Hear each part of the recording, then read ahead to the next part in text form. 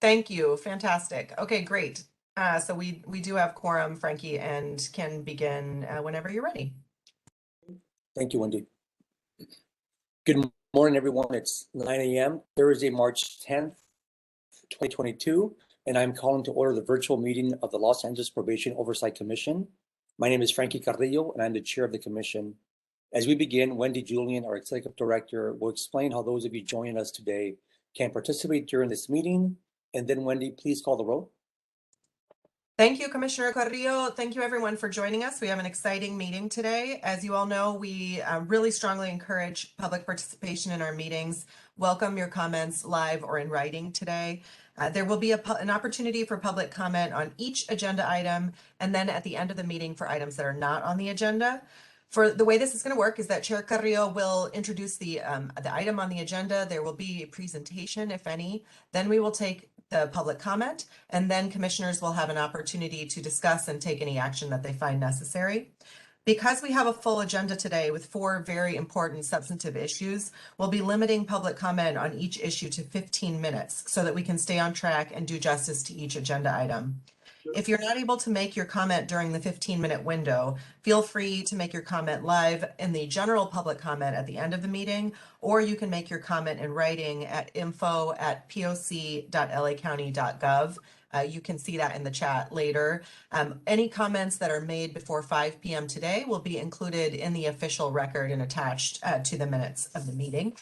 The easiest way to make live public comment during the meeting is to pre-register and do that through the link on the agenda. And then you click on the number of the items you want to comment on, and we'll have your name on a list before the meeting.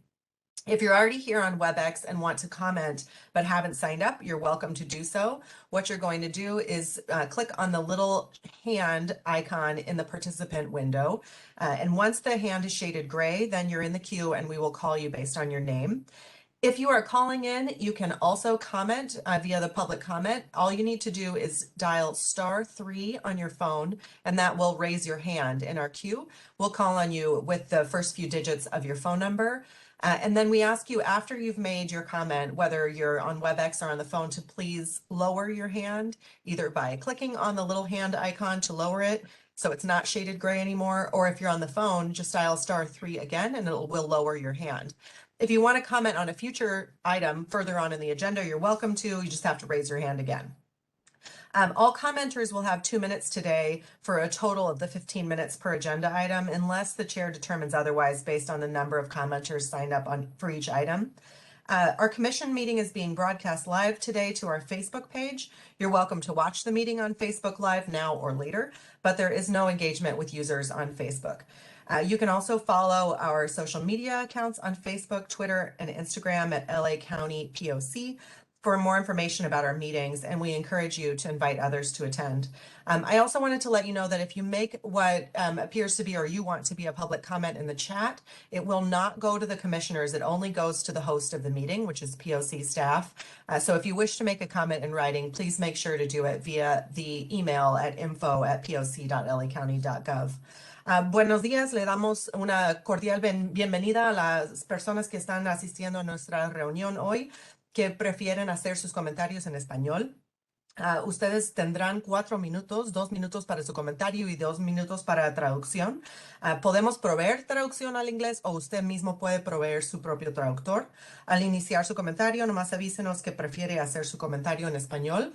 Y para ponerse en la línea para hacer comentarios, nomás marque la manita que está en la ventanilla de participantes y nosotros le llamaremos por nombre. Thank you, and I will now call the roll. Commissioners, please unmute yourself when your name is called. Commissioner Dolores Canales, I'm not sure has joined us yet. I don't see her on the list, but she is planning on joining us soon. So Janae, if you could let me know when she joins so we can make a notification in the minutes.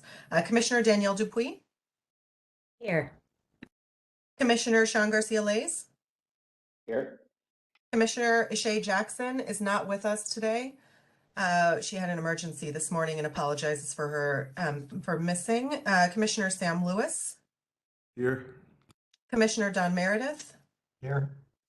Commissioner Nong is also out today, as is Commissioner Yamashiro, who had connection issues this morning. Chair Frankie Carrillo. I'm here. Thank you, and I'll turn it over to you. We do have quorum for the meeting today. Thank you, Wendy. Welcome to the meeting today, everyone. We have a number of important issues on the agenda, including probation's budget, the progress in moving youth who have been dispositioned to secure trial to a temporary and permanent site, and the future of the citation diversion program, among other things. Thank you for being here, and please bear with us as we move items around the agenda to accommodate our panelists and restrict the amount of time for public comments for commissioners' comments so we can get through all of the items. We will start with item number 2 and 3, and then take item 6 at approximately 10 a.m. So let's get going here. Item number 2 is the approval of February 10th, 2022 minutes. Wendy, do we have any written public comments or live public comments for this item? We do not.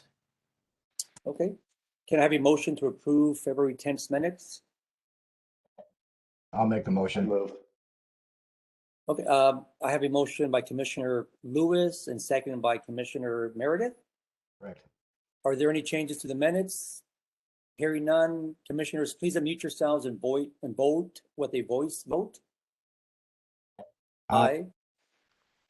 Aye. Aye. Opposed, abstentions. Okay, motion carries. Moving on to item number 3. We'll discuss and take appropriate action on the Los Angeles County Probation Department's budget. Reviewing probation's budget is a key duty of the Probation Oversight Commission. The POC wants to ensure that resources are effectively spent, and the POC has been asked to help identify ways to continue to reduce the footprint of the department on the juvenile side as the county moves towards the goals of Youth Justice Reimagined. Here with us to elaborate on this topic is Administrative Deputy Robert Schmeit from the Probation Department. We also have Policy Coordinator Nicole Brown with us from the Urban Peace Institute to present on her understanding and analyzing the budget. Mr. Schmeit, please proceed. Thank you. I want to start off by saying none of this was possible without the smart people that back me up. There's a lot of bright people in our budget and fiscal operations and other operations as well. So I always like to say they're the smart ones, I'm just the mouthpiece. But any question you might have, please fire away. So if we can move to the second slide. The slides are numbered in the far right, so move to slide number 2, please. There we go. This is the overall probation budget. By the way, most of this information is available at the county's website, lacounty.gov. If you click on departments, click on CEO, then there's a tab for budget.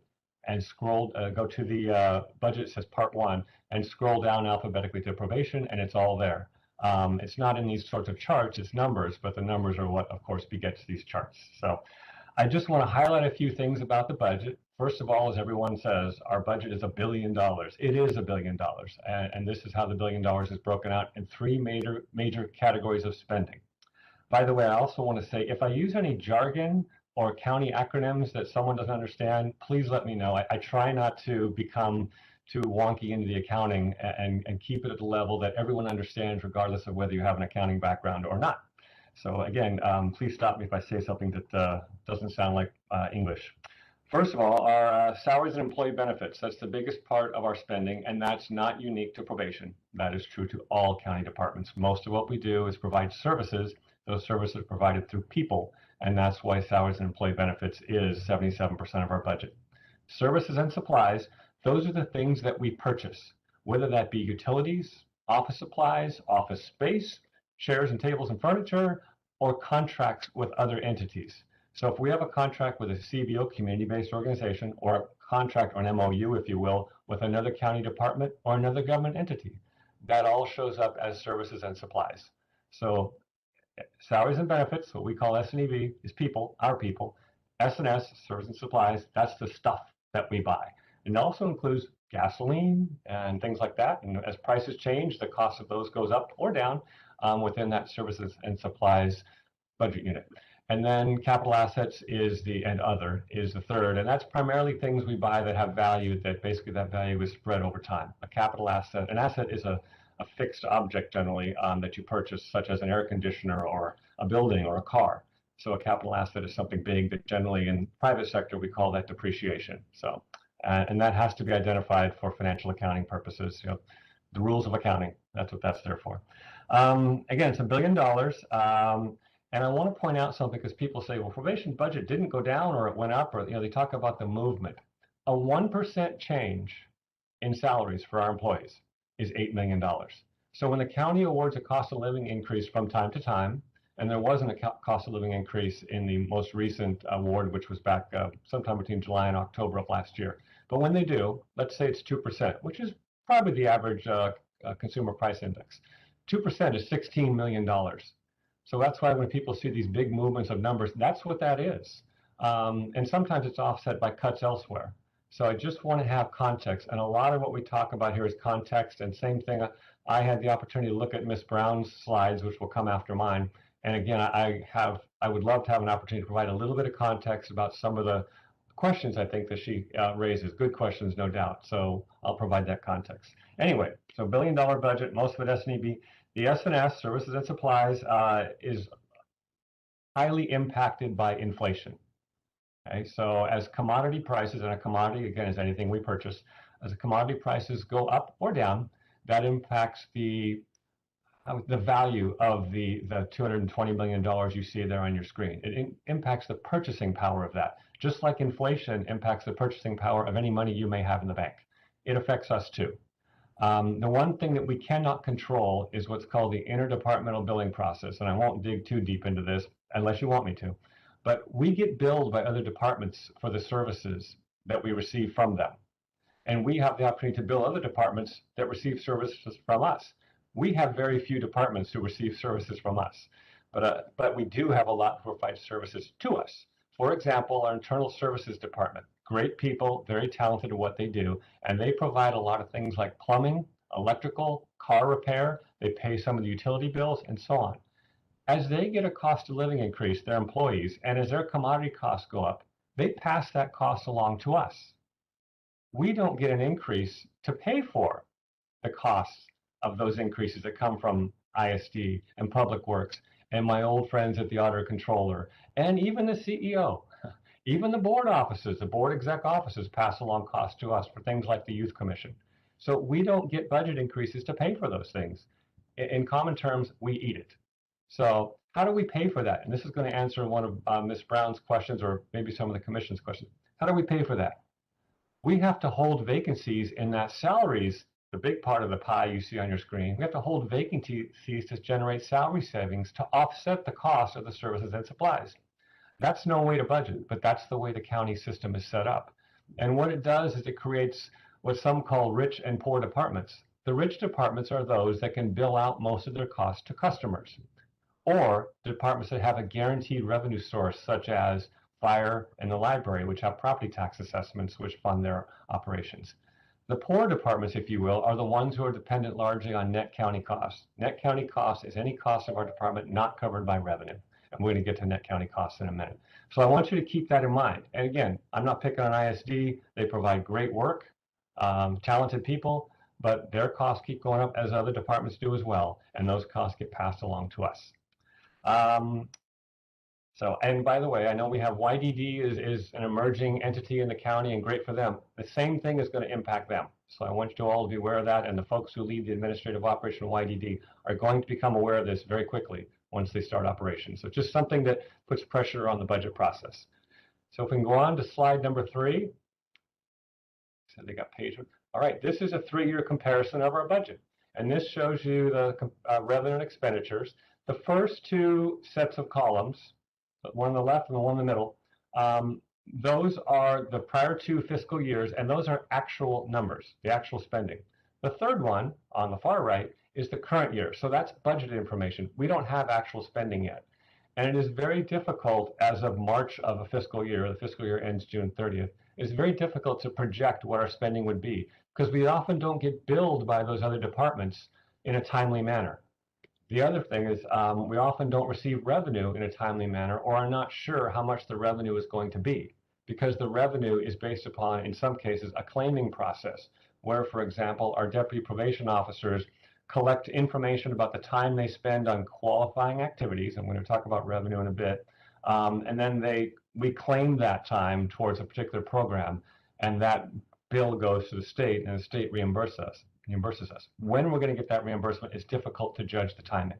We often also don't know how much revenue we're going to get from various sources because the revenue is tied to economic activity.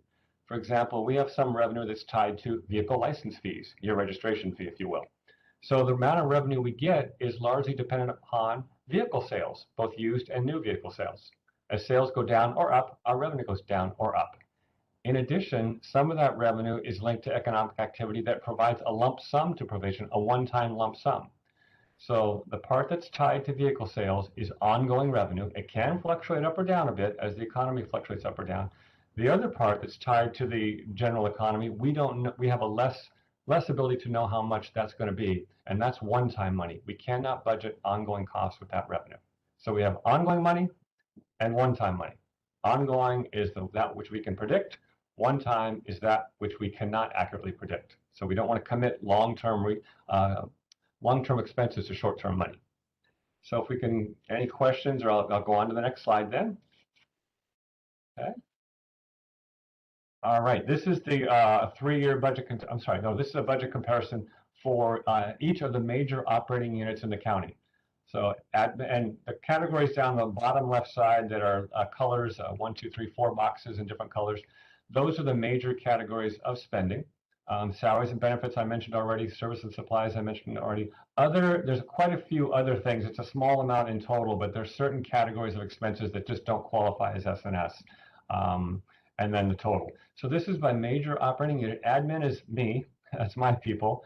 Adult, as you know, is services to adult. Juvenile field, we separated from institution. So juvenile field is the one in the middle.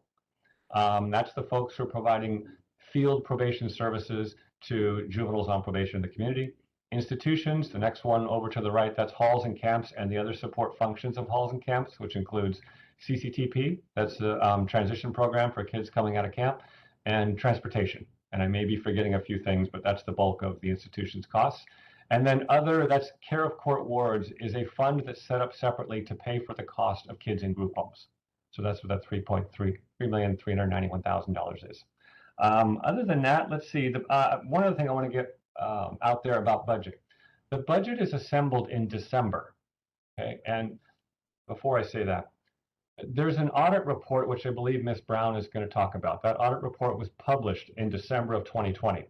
Okay, it is very important to read the response that our department wrote for that audit report. It explains a lot of this, hopefully in non-accounting jargon. Okay, so a lot of what I'm saying is already in that report. So I hope, and it answers, I think, some of the questions that Ms. Brown's presentation will bring up. So anyway, what I want to say about that is the budget is drafted in December. We submit a draft to the CEO, usually around the 2nd or 3rd week in January. We have a budget hearing with the CEO in February to plead our case, if you will. That just occurred about 2 weeks ago. Okay. The board public hearings are held on the budget, and the budget is passed before the start of the July 1 fiscal year. The spending that occurs in response to that budget approval is called appropriation authority when the budget approves it. The spending that occurs over the next 12 months, actually 13 months, because it occurs into July by the time we pay all the bills. That's called the 13th accounting period. So by the time we have the actual results, it's August. So December through August, and you're passing 2 Decembers in there, it's 19 months later by the time the results are out. And that's largely why the budget varies from expenses, because we budget so far in advance. The other thing I want to say, and I'll talk about more of this later, or maybe when we discuss, when we wrap up.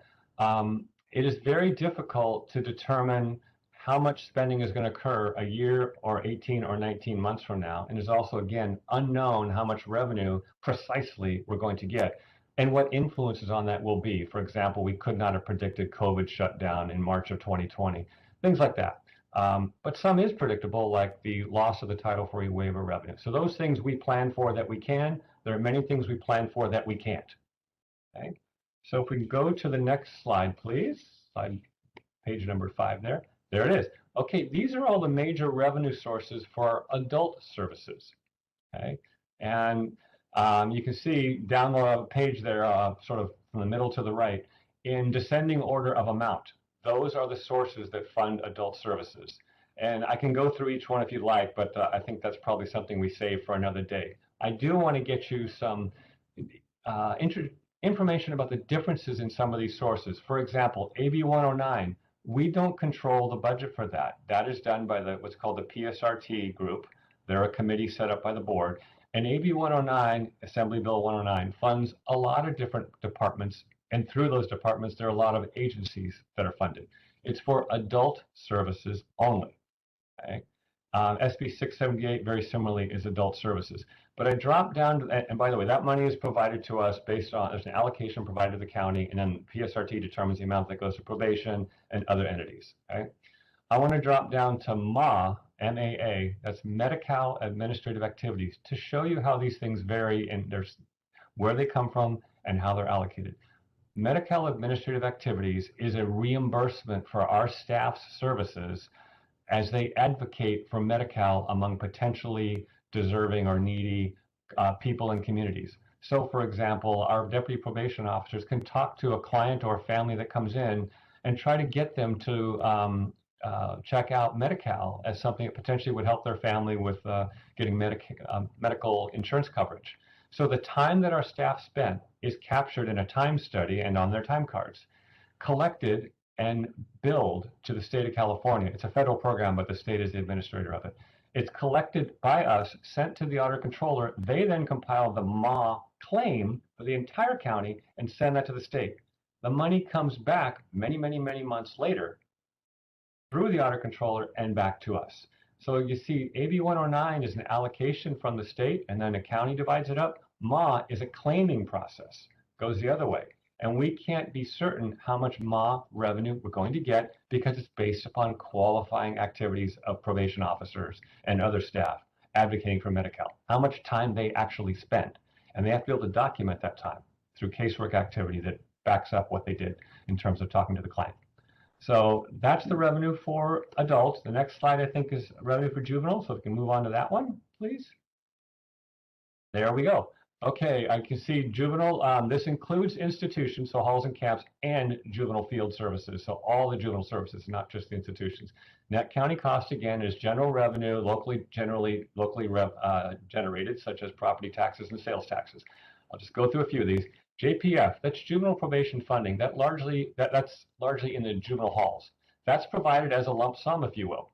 It's an allocation based upon the size of our juvenile halls, population size of our juvenile halls, relative to other juvenile halls up and down the state. So again, we can't precisely predict how much it's going to be, and this allocation comes in year after year after year, and it restricted funding, restricted to juvenile hall use. If I go down about 3 more bullet points to JPCF, very, very similar. That's for camps. The C means camps in there. I think we're all familiar with JJCPA. There's a group called the JJCC, and I'm sorry about all the acronyms, that does the planning and allocations for the money in the JJCPA programs. There's many programs in the JJCPA. Back up a little bit, I'll talk about Title 4E. We all know, I believe, that the Title 4E waiver went away. The waiver was a lump sum grant program that provided funding for various qualifying activities to experiment, if you will, on what works and be innovative with Title 4E services. Title 4E went away. That was a loss to probation of about, ballpark here, $26 million, spread over 2 fiscal years because our fiscal year doesn't match the federal fiscal year. But Title 4E itself, not Title 4E waiver, Title 4E itself did not go away. So Title 4E, similar to MAA, is a claiming program where you can claim qualified activities, not any activity, qualified activities as defined within the program. Time studies are done again, and a claim is submitted, and reimbursement comes back from the state as the administrator for the federal program. So half of Title 4E is gone, or maybe it's about 1/3, and the other 2/3 is still here on a claiming basis. Largely, Title 4E is a field activity, not within halls and camps. Not totally, but largely. And you can see way down at the bottom, there's some MAA activity that occurs in juvenile where we advocate for Medi-Cal coverage for folks who potentially are eligible to the clients who come in, including clients who come into juvenile halls for visiting. We can advocate for MAA services through them. We get a little bit of money through the school breakfast and lunch program by counting meals and head counts and stuff. And we don't get telephone commissions anymore. I see that in there. Oh, let me take that back. We don't charge for telephone calls anymore, but we still get a commission from the phone company because there's a minimum commission that they have to give us by contract. So even though we're not getting any more charges for services by contract, whoever is the phone provider has to provide us with that minimum. I think it's like $53,000. So in the grand scheme of $1 billion, 53 is not a whole lot of money. Intra-fund transfers, I'll define that one before moving on. That's money that transfers either in or out of probation from another county department. So as money moves back and forth, those are inter-fund transfers. So if we can go on to the next, so we've talked about adult and juvenile revenue. Next slide, please. I think I have 2 more slides. So these talk about community-based organizations and contracts, that sort of thing, that we provide. There was a specific question asked of me to provide information about contracts. I didn't include it in this slide, but you asked about the number of contracts through CBOs.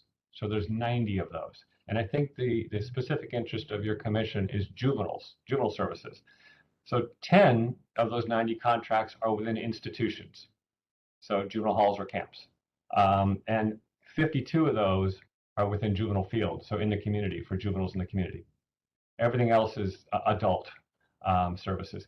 By the way, I list other in there. There's a couple categories in there. Let me go left to right and explain this. Total contracts 135. CBO contracts is 90, and as I broke it out, 10 are in the halls, 52 are in the field for juveniles, and the rest are adult. MOUs are agreements, memorandums of understanding with government entities. It acts like a contract between 2 government entities to clarify what are your roles and responsibilities and what are ours. How many services, where are you going to provide them, et cetera, et cetera. So it's sort of like a contract. And then other on the right, there's 15 of those. Those don't have anything to do with direct services to youth. What I mean by that is services that you would all expect from a CBO. Those are things, and I wrote a list here down, polygraph exams, food services in the halls, the Cerner contract for the medical record system, and the automated medical record system, advocacy for competency hearings, a K-9 program. We have a contract with a group called JBI, and they provide advocacy services and intelligence services for us in the Title IV reclaiming process. So they help us with maximizing our Title IV claims. Drug testing through a group called Pharmatech, CSEC services, that's for sexually exploited children, those sorts of things. So those are contracts of a little different nature that we separated out because we didn't want to be misleading about what contracts are direct services to our clients. And I think there's one more slide on there. Okay. So this breaks out also some of the services provided in juvenile, adult, and admin, of course. So the admin one, for example, is the one with JBI for advocacy for Title IV-E. Just a different slice of the how the contracts are laid out. So probation administers these contracts. There are other contracts as well that are not administered by probation, but we are a signer on those. For example, there are contracts with foster homes that are administered by DCFS, but probation is a co-signer on many of those agreements with those foster homes because we have children in those foster homes. We have children in our caseloads in them. So things like that are not in this mix. These are only contracts administered by us, not contracts administered by DCFS or another county agency. Another example of that is mental health has contracts with mental health providers to complement the group of mental health folks who actually work for them. I believe Health Services has contracts with registry nursing to provide for filling in holes in scheduling that are needed when a nurse is needed. So all sorts of contracts like that, they don't run through us. They run through those other county agencies. And we also contract with repair providers through ISD. But again, ISD holds the contract. So if they hire out a plumber, that plumber is through them, not through us. ISD then pays the plumber and then bills it back through us. I want to say one other thing about this interdepartmental billing process, and then I'll turn the floor over to Ms. Brown. Interdepartmental billing, as I mentioned, is where departments bill us for their services. Those departments are, in essence, a monopoly. We have no choice to avoid or shop around for those services. So, for example, I can't run a county car down to Jiffy Lube and get the oil changed. I have to have ISD do it at the price that ISD charges. There's no competitive marketplace there. And again, I'm not picking on ISD. They're just the easy one to use as an example because it's a very simple example. So those monopolies, again, pass their costs along through us. If I could competitively shop around, I certainly could save money on those services, but the county policy is to allow us to shop around like that. And I get it. It's supposed to realize, for example, cost efficiencies because the county can collect all auto repair services in one place, in this case ISD, in theory, it realizes economies of scale. Practically speaking, from the customer standpoint, I don't believe that. And the oil change example is a perfect example of that. If I can go to Jiffy Lube for 30 bucks, but ISD costs 100 bucks, where am I saving? Okay. And if Jiffy Lube screws up my car, I take it back and they fix it for free. That doesn't happen at ISD. And again, I'm not picking on ISD. And a few more examples, then I'll stop. We get billed by the auditor controller for the time that we spend in the county's accounting system. They bill us for the use. And I used to work at the auditor controller, great people, bright people, but that's the way the process is set up. That's how they pay for the accounting system. Public Works. Mr. Bettino was talking about Public Works and the architects they're using to help design some of the facility needs that we have throughout our department. Public Works pays the architect and bills it through to us. And every time ISD or Public Works or auditor controller or others bill that, they add overhead to it, their own overhead. And I was on the other end of this. I worked at the auditor controller for 22 years. And I was part of that billing process on the other end, sending the bills out rather than receiving the bills on the other end. So I'll wrap up by just saying, again, that audit report that I think Ms. Brown is going to reference, please read the response, particularly the last page, the last four, other than the paragraph that says, thank you very much, the last 4 paragraphs on the last page. That will tell you how the accounting process works and the interdepartmental billing process in non-accounting terms. So I'll leave it at that. I hope I haven't gone too long and turn it over to Mr. Carrillo. Thank you, sir. Ms. Brown, the floor is yours.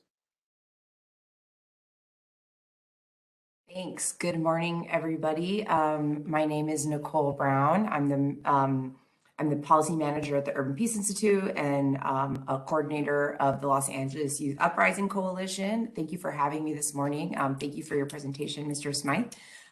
Looking forward to engaging and having a robust conversation. And, you know, I just to put a little context, so, you know, I certainly am looking forward to learning more about the probation budget. What I'm going to share with you are observations that I have been able to piece together over the last few years by reviewing, you know, the public county documents, as well as some of the reports that have come out, which I will reference, and I have made all those links provided to you as well, so you can kind of check them out yourself. And I also highly encourage you to read them all. So if you could go ahead and go to the next slide. I'm going to probably go through some of the slides quickly. So because Mr. Smythe already covered a lot of this. So probation's budget, just over $1 billion, 63% net county costs, 77% salaries and benefits. Next slide, please.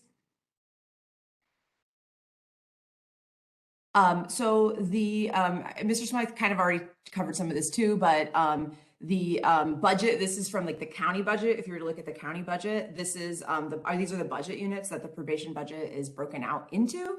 So field services in the budget are combined between youth and adults, institutions, special services, support services, etc. I do want to note that these budget units slightly don't add up to the total number. There are like sometimes slight discrepancies from like one budget version to the next. So I just want to note that in transparency, but I have double checked. So yes, this is a breakdown of the budget, and I will be going through particularly around juvenile institution services as a large section. So next slide, please. So as you can see, and Mr. Smythe already showed this, you know, this is the breakdown of the budget units, with juvenile institutions being the largest, followed by field services. Next slide, please. All right, so now, you know, to the mission, to what you all said, that, you know, there's a focus on the juvenile operations side for the Probation Oversight Commission as the county fully tries to realize Youth Justice Reimagined. There was a motion that was passed last July that required some report backs and kind of gave us, in some ways, the first real look, at least from the outsiders, to really understand the juvenile operations budget. One of the challenges from, I guess, from the public is that from the county budgeting process, I mean, of course, there's so much more questions that we have, but particularly field services is lumped together. So you never really get to know from looking at the county budget what exactly is going towards juvenile operations. So this was kind of like, at least as far as I know, our first kind of look to really understand this. So next slide, please. So the juvenile operations, this report reviewed 3 budget units: juvenile institution services, special services, and and this was kind of like the first look at that breakout of the field services that I was aware of, at least in the last few years. So it shows that total expenditures total out to over $570 million. 74% of these expenditures are net county costs and 81% are salaries and benefits.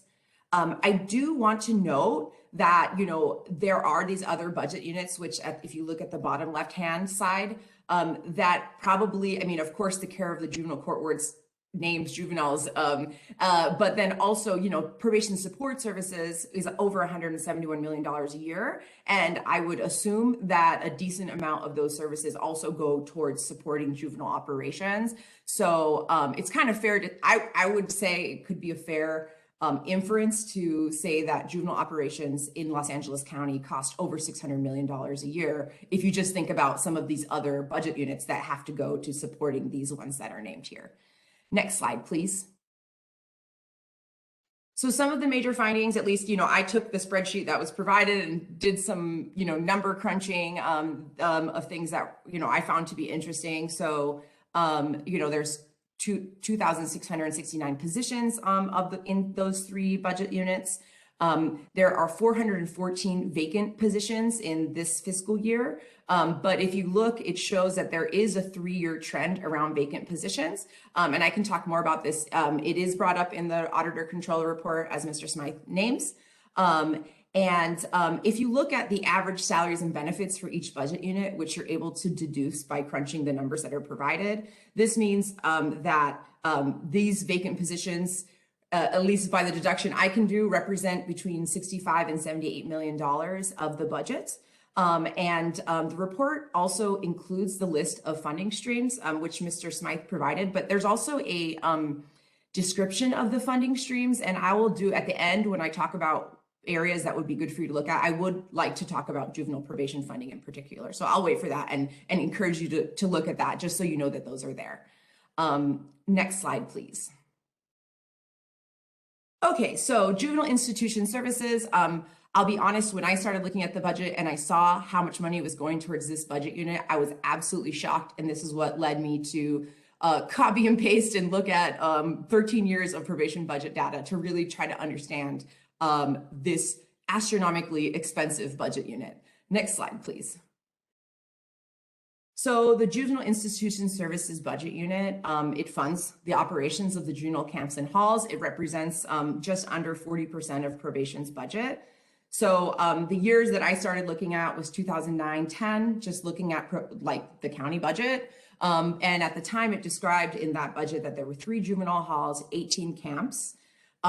In this fiscal year, there were 2 juvenile halls and 5 camps, including Dorothy Kirby, as you know, in that 5 camps. And as you all know, these camps are running at extremely low capacity. I think under 30% capacity is a number I've heard floated. And I was able to look with the budget data that probation provided on their website from this last year. These are the average numbers in the camps and halls, particularly the camps. You see that each one of these institutions on average had 22 young people in the camps. Next slide, please. So what we can see, this is just like a line graph of how the budget has grown over the years. It has increased by about $88 million. So an increase of just over 27%. Up into $405 million in the last fiscal year, and about 80% of this budget goes to salaries and benefits. Next slide, please. And at the same time, in these very institutions that this budget unit has goes to paying for, looking at the average daily populations in the combined average daily populations of LA County's camps and halls, this has decreased by 86% since 2009. So, and the board made a commitment in June 2020 to, try to keep things in place to maintain that reduction. And we have seen that play out over this last year. So we see just this astronomical decline in the incarcerated youth population. And so if you could go to the next slide, please. There are probably more wonky ways to come up with this number, but I kind of invite everyone to take a step back and think about the fact that we are spending almost $406 million to incarcerate about 400 young people on an average day. So this comes out, as you can see, if you just look at the average cost of what juvenile institutions pays for versus the average daily population, we see that in 2021, we are spending nearly $1 million per young person per year to lock them up. Next slide, please. Another thing too, and granted, I do want to note that 2020 is a special year, like where things, was a weird year, where, a lot of things couldn't happen. So I do want to note that that is probably part of this. But I do also want to point out I started looking at the actual every year prior, they say what was actually spent versus the adopted budget. And I thought this was just like an interesting trend that I noticed. So if you look, the red line is what's adopted, the blue line is what was actually spent. And so starting in 2012-13, this is where, the budget that's given, there was like underspending.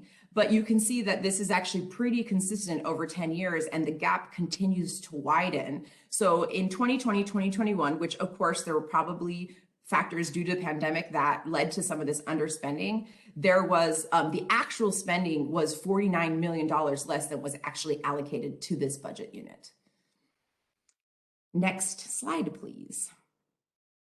So now I'm going to talk about some of the findings in the Auditor Controller report, which Mr. Smythe, and I do also encourage you to read that report, highly encourage you to read that report, and I provided the link here. Next slide, please. So basically, the Auditor Controller looked at years 2015-16 to 2019-20 in their report. And they found that in that time, there was a 33% decrease in the incarcerated youth population, followed by another dramatic decrease after the COVID-19 pandemic started, which you can see reflected in the graph that I showed you. And largely to what Mr. Smythe already talked about, I think because of services and supplies, which was discussed at length in this report. But there was, despite this dramatic decrease in the number of youth in these halls and camps, the expenditures increased by 7% in the same time period, despite, if you can see, these continued, just rapid decline of youth in the camps and halls. Next slide, please. Another very, my jaw dropped when I read this, that in the year that the Auditor Controller looked at the juvenile institutions budget, this is just for juvenile institutions also, just so folks know, they found that 20% of the juvenile institution staff were on continuous leave for over 6 months. I had to read that a couple different times to make sure that I was reading it correctly. And there was actually another large percentage that were on other leave, but that over 6 months part, I think, was quite shocking to me. And the Auditor Controller did recommend, probation looking at ways to address that and figure out what's going on. So if you look at the number of staff, just the number of staff that were provided in the report, that's roughly 440 people on leave for over 6 months. And, just looking at like the cost of salaries and benefits, these are just rough back of the envelope calculations, but that's about $57 million that's spent on salaries for people who are on leave. And then also the report found that in 2019-20 that the probation spent an average of $2.2 million per month on overtime costs, which calculates to $26.4 million per year. And like I said, some of this is my own inference, but if you just do back of the envelope calculations, that's over $80 million spent on leave and overtime just in, it says last fiscal year because this is a slide that I made a while back, but 2 fiscal years ago. Next slide, please. So I think that particularly around juvenile institutions, but in general, I really, to me, when I look at the challenges that have happened within the department and also the challenges particularly around juvenile institutions, this really calls the need for us to move towards Youth Justice Reimagined. Youth Justice Reimagined, of course, focuses on a system of youth development and diversion that can really continue to keep the number of young people impacted by the system down, continue to lower that number and make sure that young folks get what they need and never have to touch the system in the first place. And at the same time, for that small number of young people who are court ordered to be in a secure facility, Youth Justice Reimagined, imagines a network of safe and secure home-like healing centers. And I just think that if you read that auditor controller report, that just glaringly shows why we need a new system and this model. Not only is it going to have better outcomes for youth, but it will also, you know, just thinking through these huge, I would say outdated, especially for young people, institutions, prison-like institutions for young people, it's hard to pivot them. You know, what do we do with these things? If it was a series of home-like facilities, if you didn't need it anymore, the county could use it for housing. You know, it's just easier to pivot for need.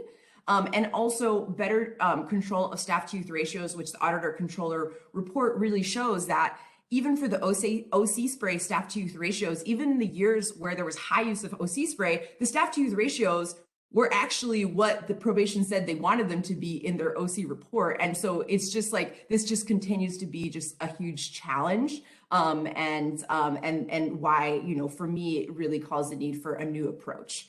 Next slide, please.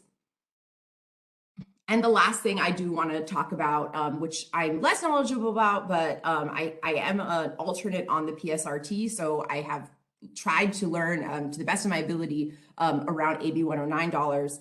And I do want to uplift some findings here. So the total amount in fiscal year 2020, 2021 that was provided to the PSRT of programs that were going of AB 109 dollars going to probation was $120 million, representing about 12% of probation's adopted budget.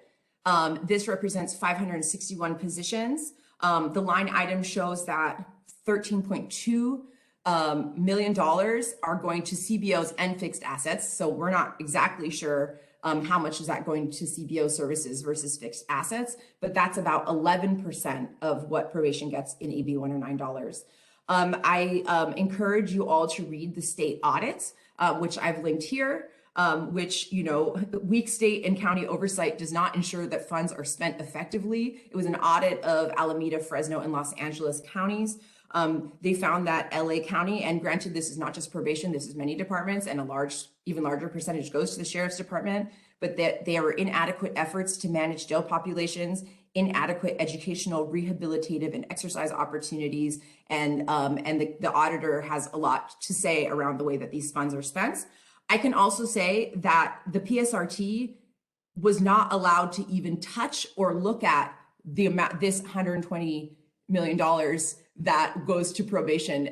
They were only really reviewed the growth funds, and it was real struggle around transparency. And this year, the PSRT will be looking a little closer, but it is unclear if however many of these programs of this $120 million have even been evaluated over the last 10 years. So I highly encourage you to look more closely at AB 109 dollars. So, and then we'll go to my last slide. Just, you know, you all have the power of seeking information. And I think as an outsider, it's hard to look at these numbers and make sense of them and understand how we are. I mean, we're certainly not doing right by young people. And then also, how are we doing right by our taxpayer dollars when you look at these budget numbers? And so I think looking at more information that would be really helpful. So greater understanding of vacant positions, overtime and staff leave, better understanding of attrition rates so that, you know, we can realize a just transition and understand how probation's salaries and benefits in particularly are naturally shrinking, so we can really think through what a just transition looks like. You know, I'm glad to hear that you're looking more at the 56-hour work week, understanding the staff to youth ratios in the camps and halls, being that such a large percent, 80% of the juvenile institution services is paying for staff for such a small number of young people.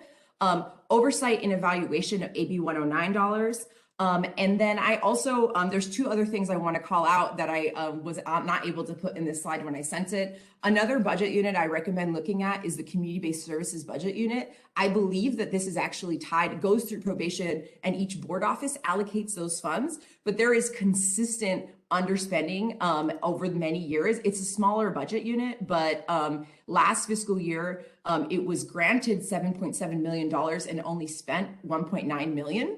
And so it's just this like growing, it seems like it's money that's just sitting there and worth looking into. I'm not sure why. I've just always wondered and tried to ask questions.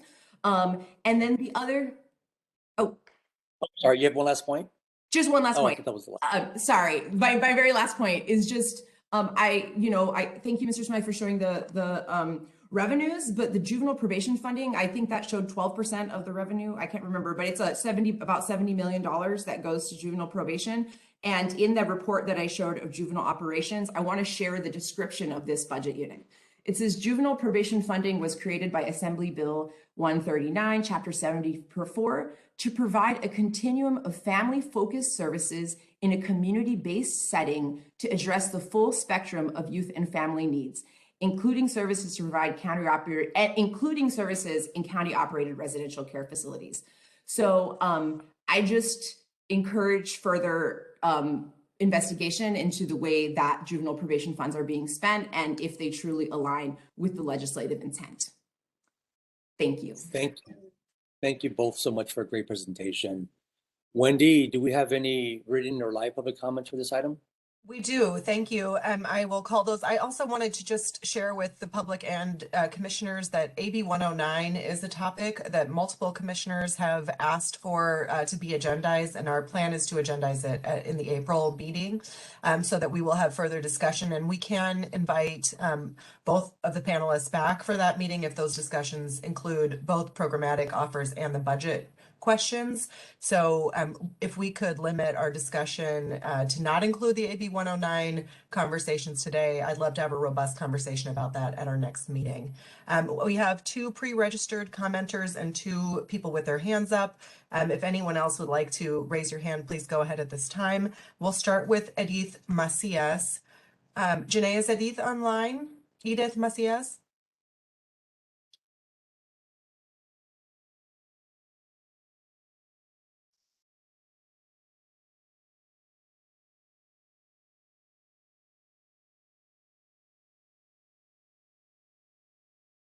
All right, let's go on. Janae, I can't hear you if you're speaking, but do we have Edith Macias ready?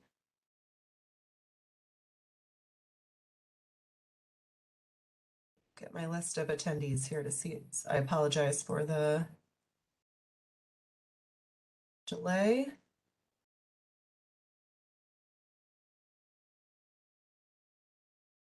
And it does look like Janae may be having some technical problems. I will see if I can become host. Also, Wendy, we have a hard 10 o'clock, right? For the We next do. agenda item. Can we bring this down to 1 minute per speaker, please? Yes, absolutely. Okay, I'm back. We could just pull up the timer and I'll go ahead and unmute Edith. Thank you for your Great, patience. yeah, great, thank you. Edith, we're gonna go with 1 minute for the comments just because we have this urgent agenda item at 10 a.m. Edith, you can proceed. Okay, thank you. I'm going to try to make this quick. So I'm here to point out the obvious, and that is that probation needs to go. Probation gets millions of dollars in their budget to continue to legally abuse youth. All I can say is that my heart dropped when I read that probation gets approximately 78 million each year for vacant positions within this department. I'm hoping everyone here realizes that that money can very literally be used to end homelessness and hunger in LA and beyond. And no matter how you frame it, probation should not be receiving $1 billion budget. Probation needs to go so that this money goes to our communities, specifically our young people. Young people are redeemable. They're not disposable. It is my honest belief that young Black and brown youth don't just deserve, but are inherently entitled to by centuries-long struggle of our ancestors, all of that which nurtures love, creativity, and life. They deserve not to ever experience incarceration or anything that harms them. These dollars have to be used towards youth justice reimagined because probation doesn't support life, it destroys it. Thank you, Edith. I'm sorry to have to cut you off, but we're gonna go with the 1 minute comment. Jennifer, if you can reset the timer to 1 minute, that would be great. And we'll go next to Shireencyn. And Wendy, Nicole wanted to make one additional comment also, and I'll go ahead and unmute Shireen. Okay. You're unmuted, you can begin. Shireencyn. Yes, can you hear me? Yes, proceed, please. Okay, good morning, commissioners. Thank you so much. My name is Shireencyn. I'm the executive director of Ronnie's House that I started after I lost my husband to gun violence. Our nonprofit focuses on justice reform. We recently launched Reentry Keys to help these youth and incarcerated, and I'm very concerned about the spending towards the probation department of $1 million when it's difficult to get money to help these kids with mentorship and tutoring and the simple things that they need. So I'm hoping that from this, we're not just looking at these numbers, but we're actually working together to reinvest these dollars. I do appreciate your efforts here to hold more accountability in place. Again, the website is reentrykeys.com, and it has over 4,800 resources for our justice impacted community. Thank you. Thank you. Next up, we have Zoe Rosenberg. Everyone, Zoe Rosenberg with Arts for Healing and Justice Network and LA Youth Uprising. Appreciating the transparency and that the POC is holding this conversation. I want to second Edith in terms of like, I hope it's obvious to all of us, but certainly for people who value healing and trauma-informed practice, the relationship to healing is that it completely contradicts and interrupts the ability for young people to get better and to work on themselves and to have to work on equity, honestly, which is a huge contribution. So this budget, to me, represents an investment in punishment and an investment in status quo, which is inequity, racism, and lack of healing supports. Thank you, Zoe. Next up, we have Jose Osuna. Jose, you can begin. Thank you, Wendy. Thank you, commissioners, and thank you, Mr. Smythe and Ms. Brown for a great presentation. I know that you talked about not wanting to touch the AB 109 conversation. I am a member of the Public Safety Realignment Team representing the 4th District, as well as the coordinator for the Long Beach Coalition for Safety and Justice. I would highly encourage this body to engage the PSRT, especially around the AB 109 fundings. I recently had a conversation with Chief Gonzalez, and I believe there's some willingness and some openness to dialogue around the redistribution of AB 109 funding to other resources outside of the probation department. So I think we need to absolutely take advantage of that opportunity, but I'd love to see this body engage the PSRT a lot more, especially because it is chaired by the Chief of Probation. With that being said, I yield my time. Thank you. Thank you very much. Next up, we have Ramona Bridges. Go ahead, Ramona. Let's see if we can get in here. Thank you, commissioners, for allowing me to speak. As being formerly incarcerated and homeless myself and working with the youth of LA County, I mean, it's mind-boggling based on the presentation that I heard just in reference to budget. And I certainly am making a commitment to this body going forward so far as working again on AB 109 and Board of Supervisors on many platforms that I put forth in my own personal work, whether it be personal or business. Okay, I make that solemn pledge, and people that know me in this community know that I'm a person of my word, spiritually addressing my community first and foremost. Thank you for allowing me to make those remarks. Thank you very much. Kriti Parekh is next. Kriti, you can begin. Hi, good morning, everyone. My name is Kriti Parekh, coordinator for the Los Angeles Youth Uprising Coalition. First of all, I want to commend the POC for inviting both Robert Smythe and Nicole Brown. Oftentimes we don't see and hear and are not together with someone that knows the probation department as well as Mr. Smythe and someone that is a visionary like Ms. Brown in the same room, especially in this moment in LA County with Youth Justice Reimagined. My heart is also really focused on the recent exposing of probation harms to young women inside of the facilities. And as someone that's been tracking this work for the last 17 years, I have seen probation unaccountable. So I think that this is a moment to check the will of the probation department to make a very serious change to defund $1 billion. Thank you, Kriti. That's your time. We'll go on to Millie Kakani. Melinda Kakani, you're unmuted. You can begin. Hi, can you hear me? Yes. Okay, great. Hi, this is Millie Kakani with Children's Defense Fund California. Thank you so much for this presentation, and to Kriti's point, it's so rare for us to be able to not just like access line items, but to be given an explanation for what those line items mean and how they relate to each other. But just one thing that I couldn't help but note, I'm pretty sure that Mr. Smythe said that there is a contract for polygraph testing. Polygraph testing is lie detector tests. And if there is anyone who is being subjected to a lie detector test that is either a young person or an adult who's on probation, that strikes me as deeply problematic, as they're considered junk science. Second, while there are 10 contracts and only 10 contracts for community-based organizations in camps and halls, that feels like it's such an unfortunate imbalance in the way these dollars are being spent when we know that it is community-based organizations and people on the ground who are actually changing the lives of young people. So I too hope that this is the moment where we finally shift the balance of this budget. Thank you.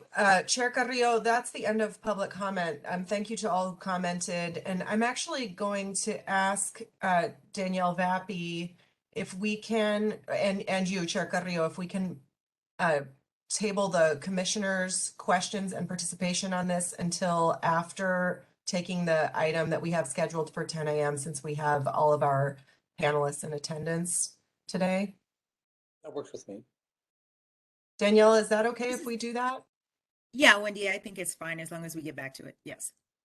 Great. Okay, so thank you. Go ahead, Chair Carrillo. Thank you, Wendy. Thank you, Danielle. For agenda item number 6, we will have an update on the progress of the Los Angeles County Probation Department has made towards implementing the LA model at Campus Kilpatrick pursuant to September 21st, 2021 Board of Supervisors motion regarding affirming and expanding the LA model and plans to move the youth designated as secure track to Campus Kilpatrick as an interim facility. We will hear briefly from Executive Director Wendy Julian and Inspector General Max Huntsman, followed by probation employees who are members of the Labor Union 685, and updates from Probation Department. As you know, the POC has been asking 685 to attend and answer questions about the challenges related to moving forward with this process, since the department has indicated that the 56-hour work week and other similar issues have been held up by labor. Mr. Huntsman, will you explain how this has taken place today? Thank you very much, Chair Carrillo. As you know, last meeting, the commission had a vote and directed me to bring you people to talk on this subject. I know this has been talked about before, but I just want to briefly go over the powers or the authority of this commission is strong as an advisory commission regarding the probation department. And that's, of course, the existential change that was made to create your commission so it would be different from the previous commission. And one of the bedrock principles is if you ask a question, you need to get an answer. Probation needs to tell you what you want to know. And so we've tried to facilitate that. My ordinance gives me certain authority within the county, within my limited jurisdiction. I have the ability to order department heads to do things. So in this vein, I was asked to bring you people on this subject. So we've done that. One person who you've talked about quite a bit is Hans Leong, who is the head of SEIU 685 or president. And Mr. Leong is here.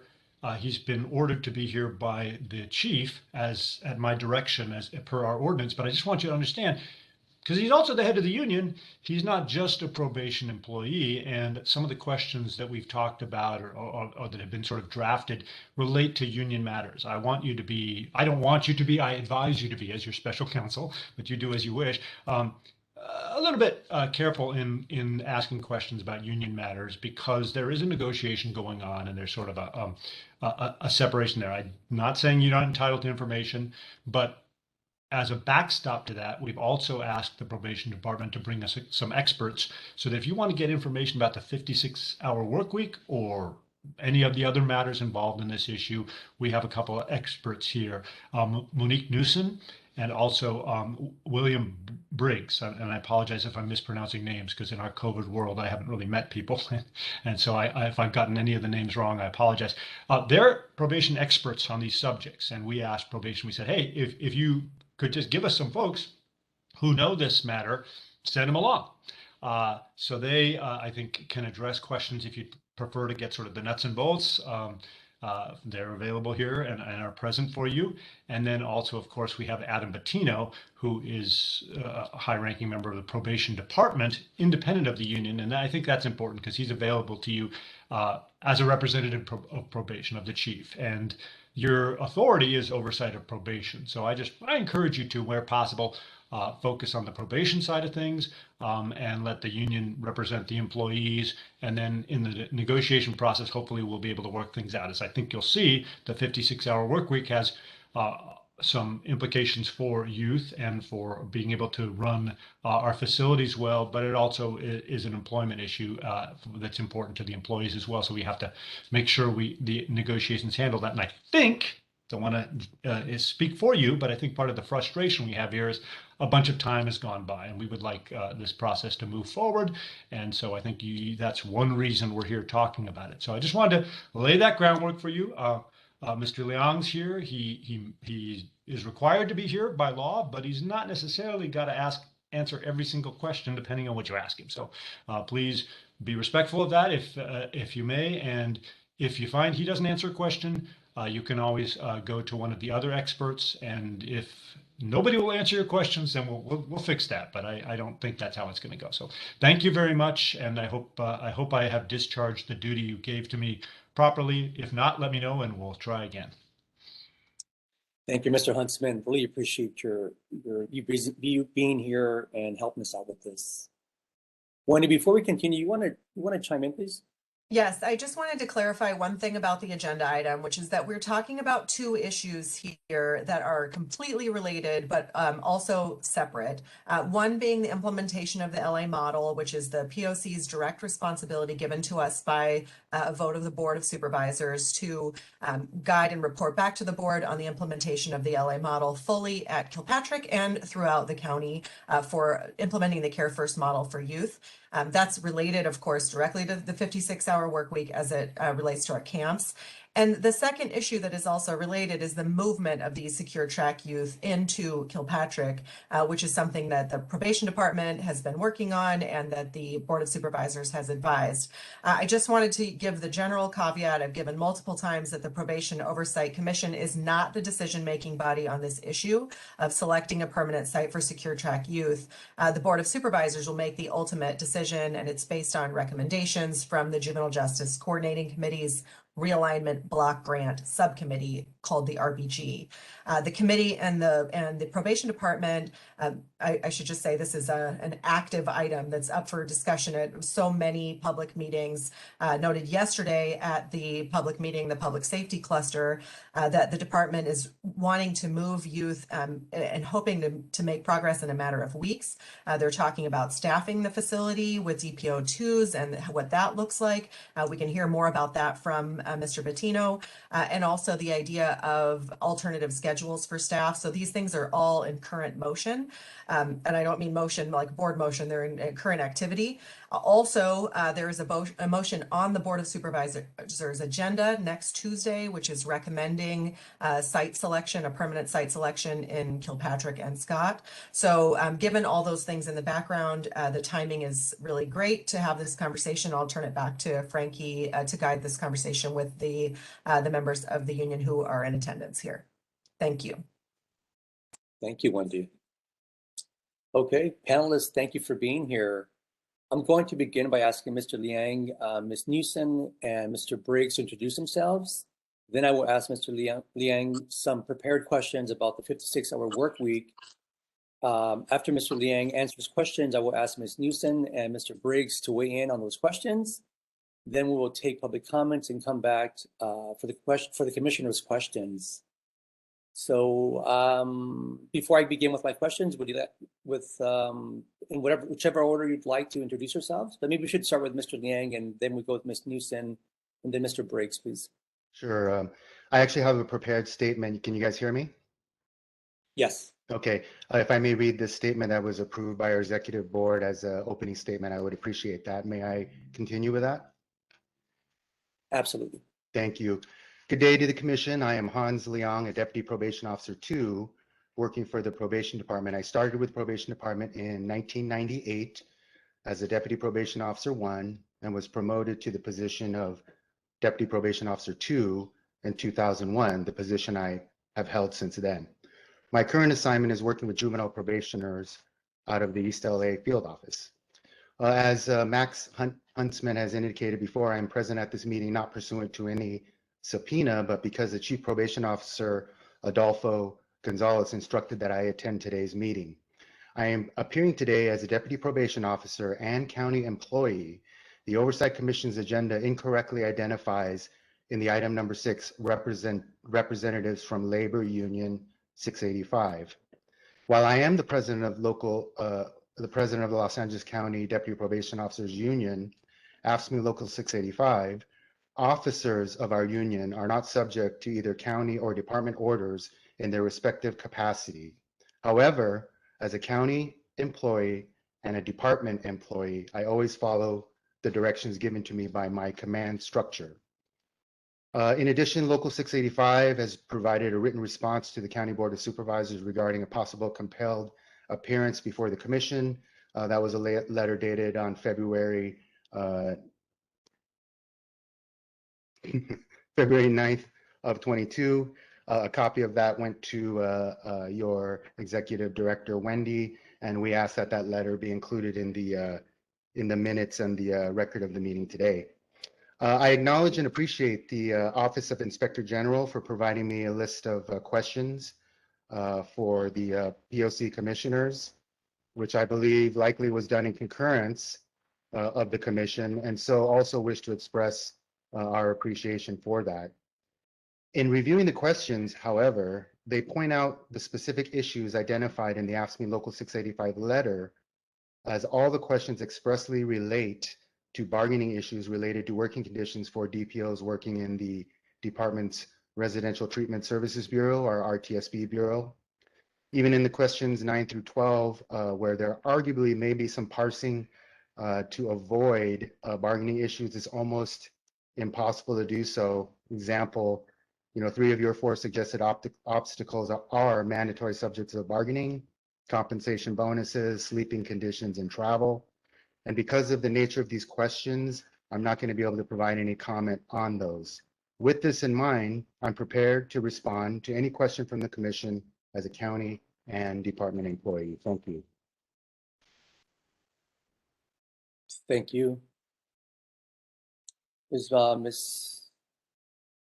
Newson? Good morning, everyone. My name is Monique Newson. I'm a Deputy Probation Officer 2.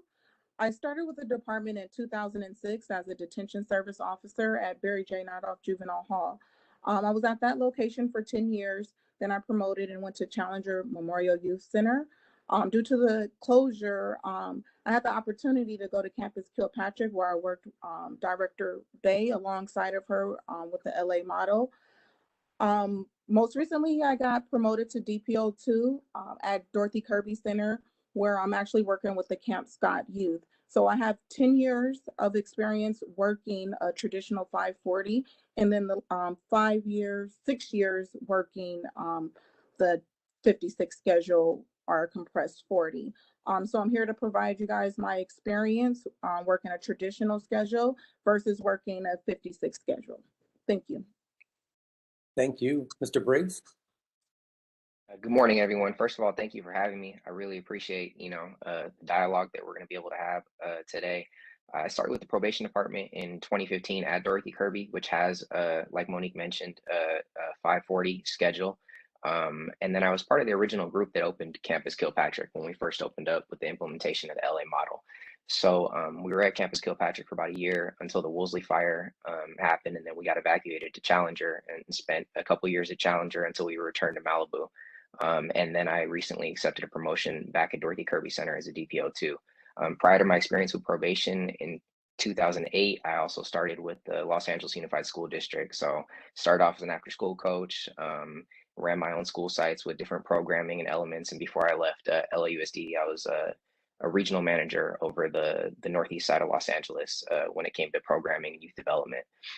So I kind of went from the prevention side to the intervention side. So hopefully we have some context and some perspective to provide you guys with some good information today. I hope so too. Thank you guys all so much. Okay, so we're gonna begin with these questions here. Mr. Leong, have you received all the information that you need from probation staff to help you form your opinion regarding youth housing and the 56-hour work week? If not, what information would be helpful for you that would help that you would like from probation staff? Thank you for the question. The Commission's question involves issues that are, as I said before, subjects of mandatory bargaining between AFSCME 685 and the county. And as such, it would be inappropriate for me to comment in this forum at this time. I completely understand. On that specific question. Okay, no, I completely understand your position. Ms. Newsen or Mr. Briggs, would like to answer that question? If you'd like, I can repeat it to you.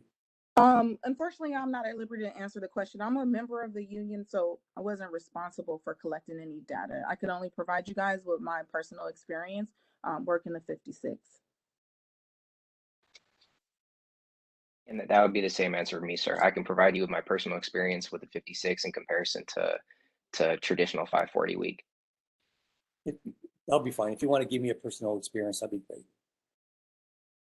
Either one of you. Okay, I'll go ahead and start, Mr. Briggs. So when I was at Barry J. Nightoff Juvenile Hall, I was assigned a traditional 540. I worked that shift for about 10 years.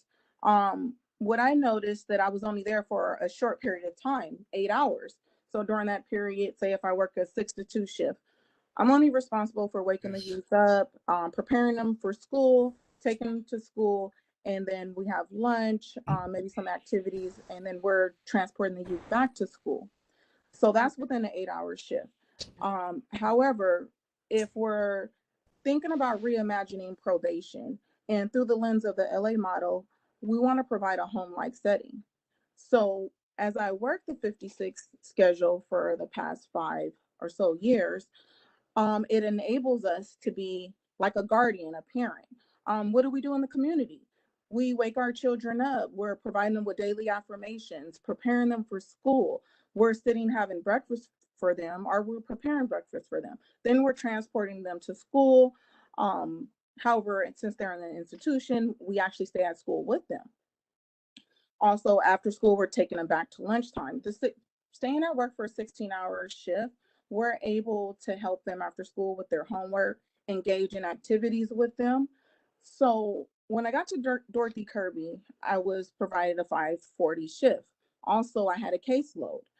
And so I found that just being here 8 hours, I wasn't able to provide her with the quality casework that I was able to provide when I was at Campus Kilpatrick working a 56-hour shift. Because if I'm working 6 to 2, there's lunchtime, the only designated time that I would have available to meet with my caseload. Because in the morning, you know, there's a ton of activities in school. And think about your kids in the community. At lunchtime, I mean, do they really want to sit and talk about goal setting? No, they don't. They want to interact with their friends, talk, play games.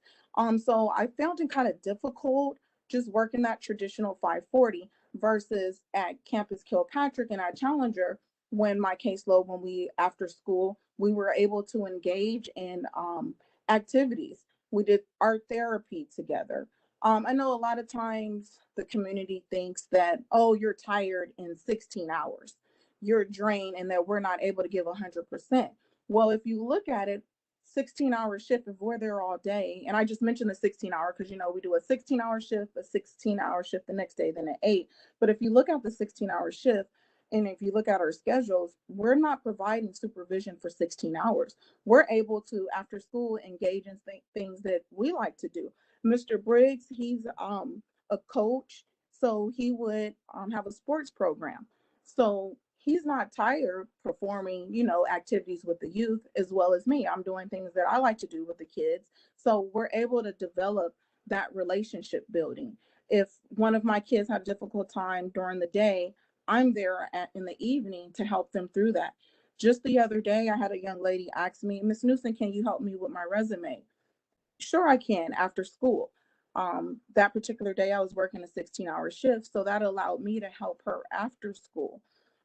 So it's like we start the day with the youth and then we're ending the day with the youth. So my personal experience, if again, I go back to the lens of the LA model, which is relationship building, I find it very rewarding and beneficial for the youth because they look forward to us being here all day, just like they look forward to their mom, their auntie, their older sister being there. So that's my personal experience. Mr. Briggs, would you like to add some more to that?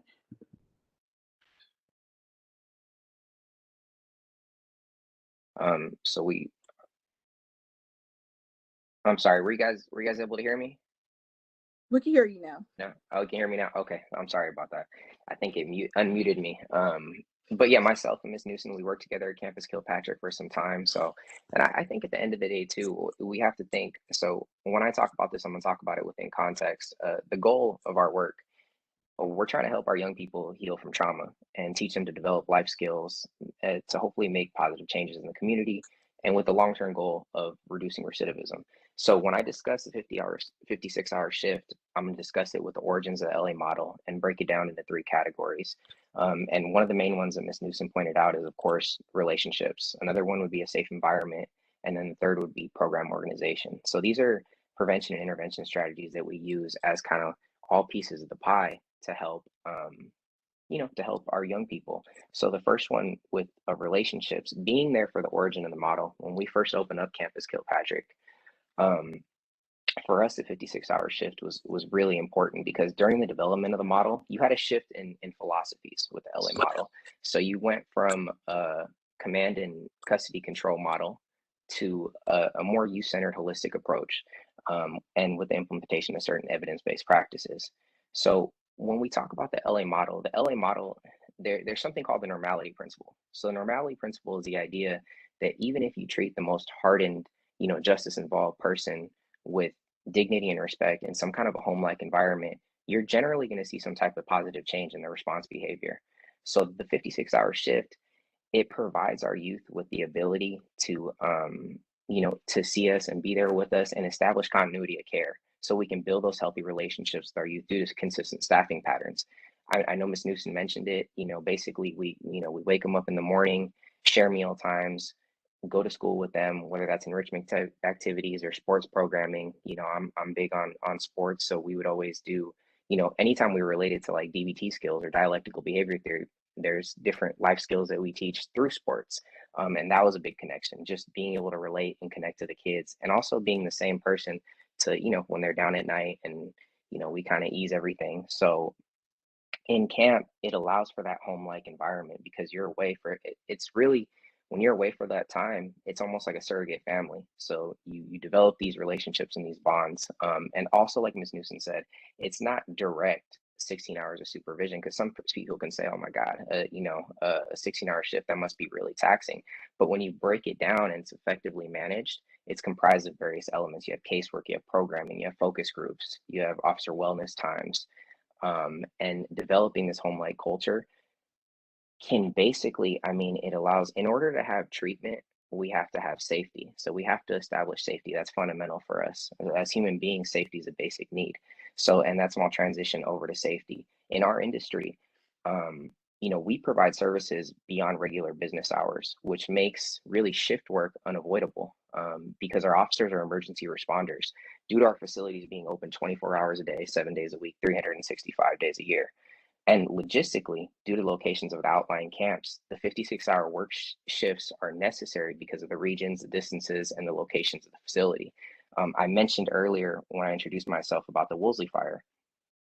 I don't know if you guys know too much about the Woolsey fire, but it was a very dramatic event. It was a very dangerous event that happened. And the officers who slept at the campus overnight, they served as first responders. And some were required to actually shelter in place with the youth, which really it preserved human life and what could have been a really tragic and a fatal event for not only our youth, but our officers and just for everybody at the facility. And if it weren't for the experienced officers that were on shift that night, and that day, it could have gone sideways real quick. So it was a blessing that everybody was able to get out safely. But again, that's because you had people on a certain work shift that were there after hours. If, for example, our group supervisor nights, they work 10 to 6. So their primary responsibilities are watching, just supervising the kids while they sleep. So sometimes they don't always have the same experiences nor the rapport that a daytime officer would have when either de-escalating or responding to a crisis situation. So I think an important part is we're all here in the best interest of our kids. We all want to help them heal and we all want to help them get better. But we also have to be mindful and realistic that the population that we're serving, and I think one of the presenters mentioned earlier that it's diminished significantly. But it's also a high risk, high need population, and the level you have to be considerate of the level of sophistication. If you throw aware that there's only 10 to 6 officers on shift, or only a certain portion of officers on shift, and you have limited resources that are available to respond to emergencies. So logistically, removing the 56-hour shift would be a liability for officers. There's a lot of risk when it comes. I think the majority of the data in the department points that actually 50% of our officers reside toward the east region of LA County. The last that I had heard toward the San Gabriel Valley, and I know Campus Kilpatrick, for example, is in Malibu. And then the last element, because I want to be respectful of everybody's time, but just would be program organization.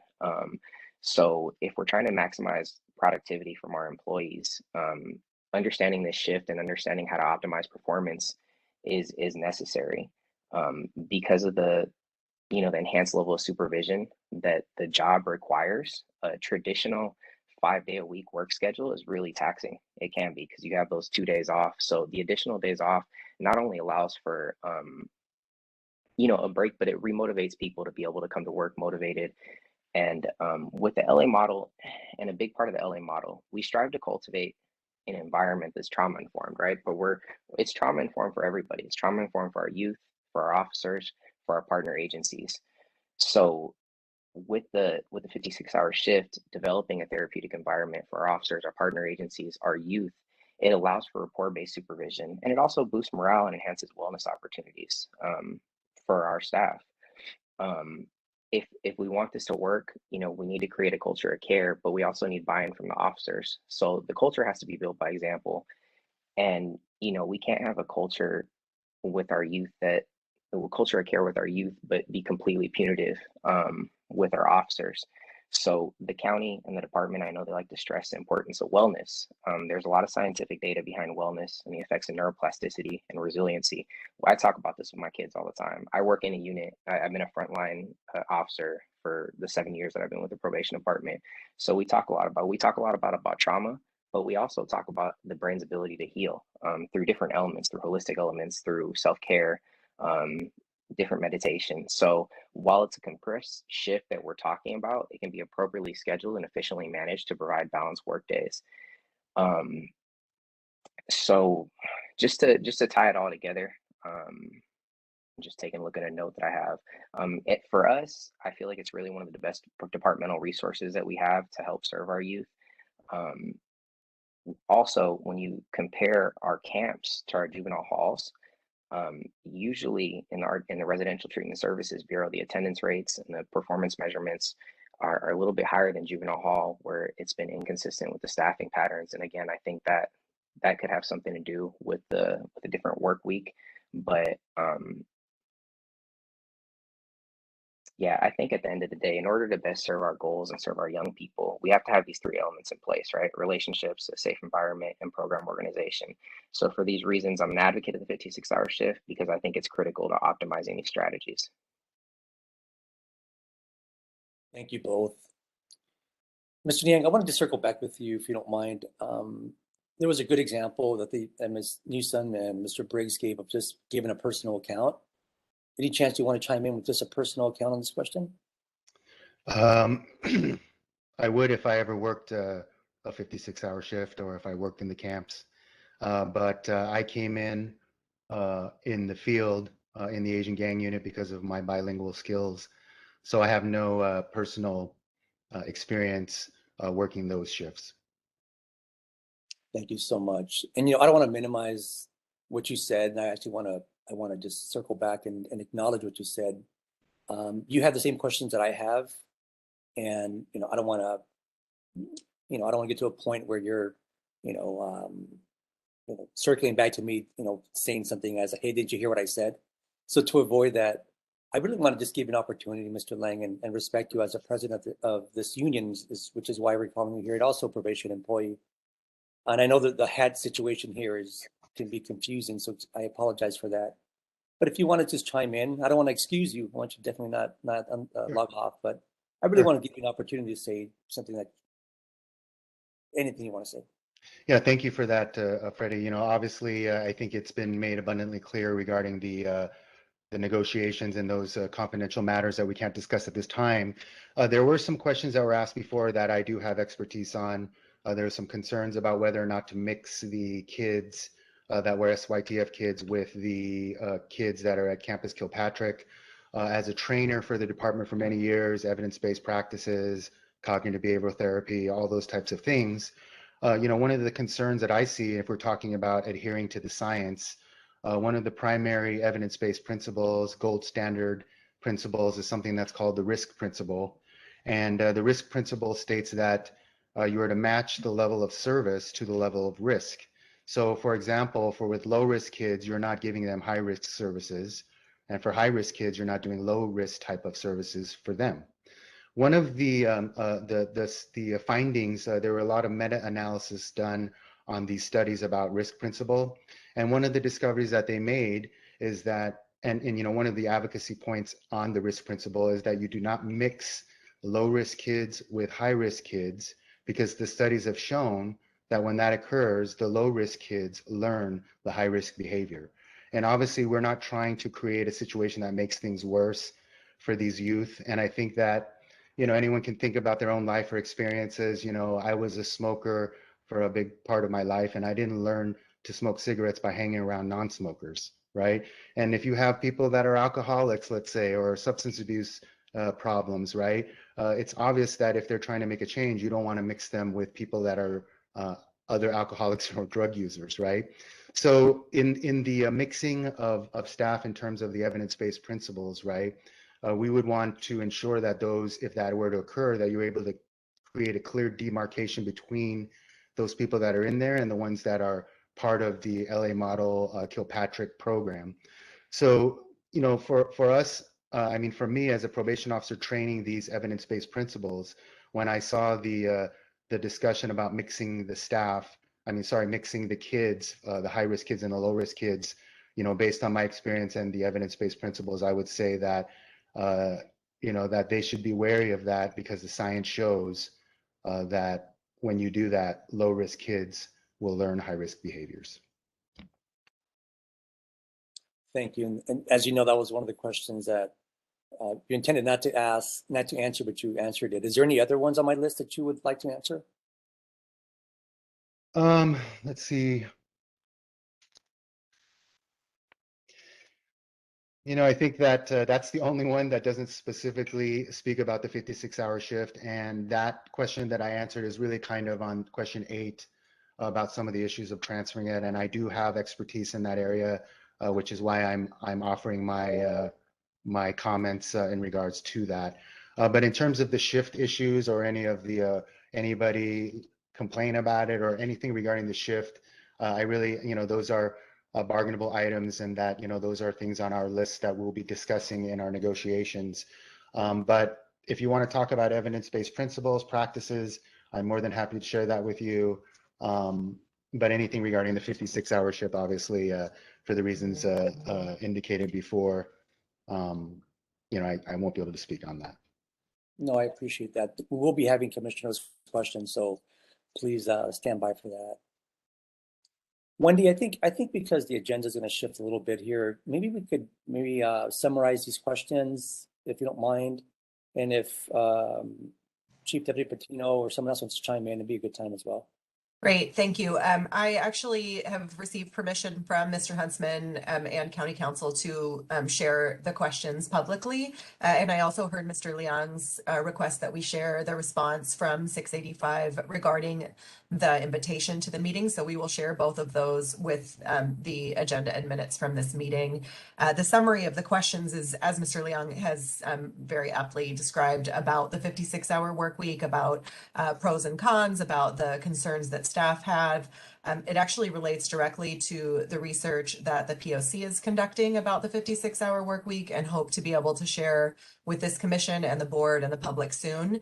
I'll talk about that a little bit later in our report, but we are conducting dozens of interviews with staff. I don't want to speak for Chief Gonzalez, who's on the phone today, but I'm assuming that he chose Ms. Newsom and Mr. Briggs to come today because of their experience in working both shifts, working the shift at the 56 shift at Kilpatrick, as they described, and then the 540 currently at Dorothy Kirby, and Ms. Newsom at the hall previously to that. So there's a lot to be learned from the opportunities, and the reason for asking representation from the union to attend today. And while I fully understand Mr. Liang's position, was to address the issue that probation has brought up at our previous meetings regarding discussions with the union and being part of the reason for the delay in moving the secure track youth to Kilpatrick in the meantime. So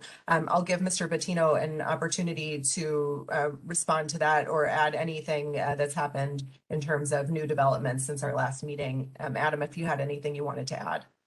Sure. First and foremost, I want to thank Mr. Liang and Mr. Briggs, Ms. Newsom. Thank you so much for being here today and sharing with the commission. Thank you for representing our department so well. We really appreciate you very much. So I won't say too much, and I want to be clear when we make these decisions, kind of as Mr. Liang laid out. We want to stand shoulder to shoulder with labor. We want to make sure that management and labor are together, because this is such a huge policy shift for the county and for the state of California, that if we move too quickly or we're not taking kind of everything into consideration, honestly, we don't want to set our young people up for failure. We certainly don't want to put our staff at any risk. And so the struggles with moving this population to Kilpatrick, part of that, yes, is the conversation with labor, but there's other considerations too around security enhancements to the facility, assuming that staff will continue to work on a 56. Causes some issues with staff housing, right? The sleeping quarters that we've talked about repeatedly. So just as a small update on that front, and I shared this at Public Safety Cluster yesterday, we're looking at rehabbing the administration building at Camp Miller as kind of the shortest term option to get some additional staff housing, because we are being asked to move out of Camp Gonzalez and give that site up to ATI to run a fire camp. So there's kind of a lot of different things moving around all at the same time. But I do want to be clear that while we're continuing to have up to this point really informal conversations with labor, part of the struggle is identifying the right level of staff, identifying enough staff as this population grows, and then standing together as we make any significant move that's going to affect not only the young people, but also our labor force. And then, again, the timing isn't great, right? So the contract expired January 31st. And so we've drifted now from being able to have a lot more informal conversations to the contract's expired, we're shifting towards bargaining, we're shifting towards negotiation. And so it does, unfortunately, kind of muddy the waters on our end. And from our perspective, again, we want to stand shoulder to shoulder, but a lot of the things that are at question here are things that are in the contract, and are things that may or may not come up during bargaining and come up during negotiation. And so it does create an added wrinkle where some of the back channel or informal conversations that we had now become formal, right? Now become a little bit more intentional with attorneys at the table and things like that. So it is a tricky time for all of this change to be happening. And I'll say it again, we want to make absolutely certain that we are together on this, because we think we'll be more successful if management and labor are together on this. So that's sort of what I have by way of update. Obviously here to answer any questions that folks may have.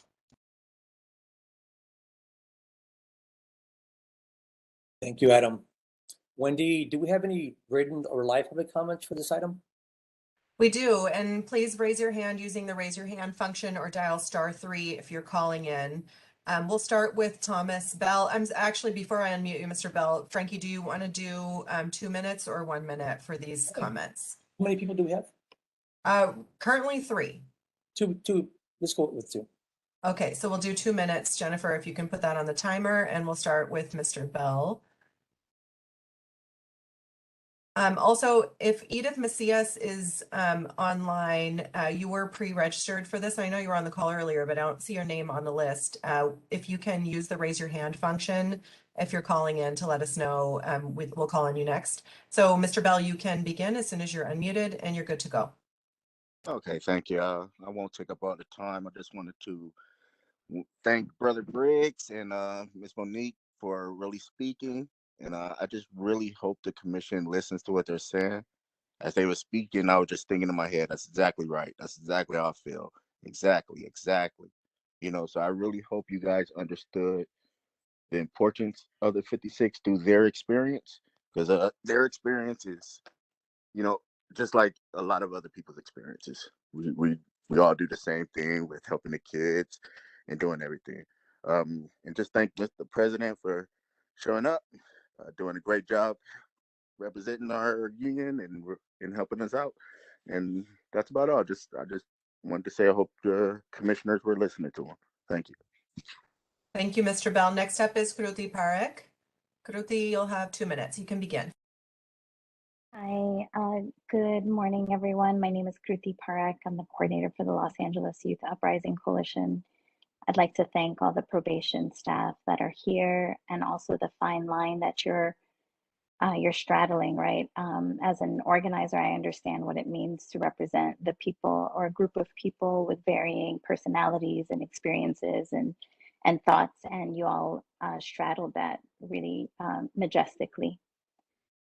So today, as a youth worker, I speak to you as fellow youth workers looking for the health and wellness of young people.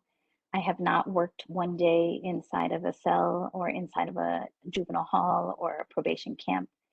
I have worked only 22 years outside on the ground with young people every day and families every day, trying to intervene when there's conflict and support young people when there's struggle.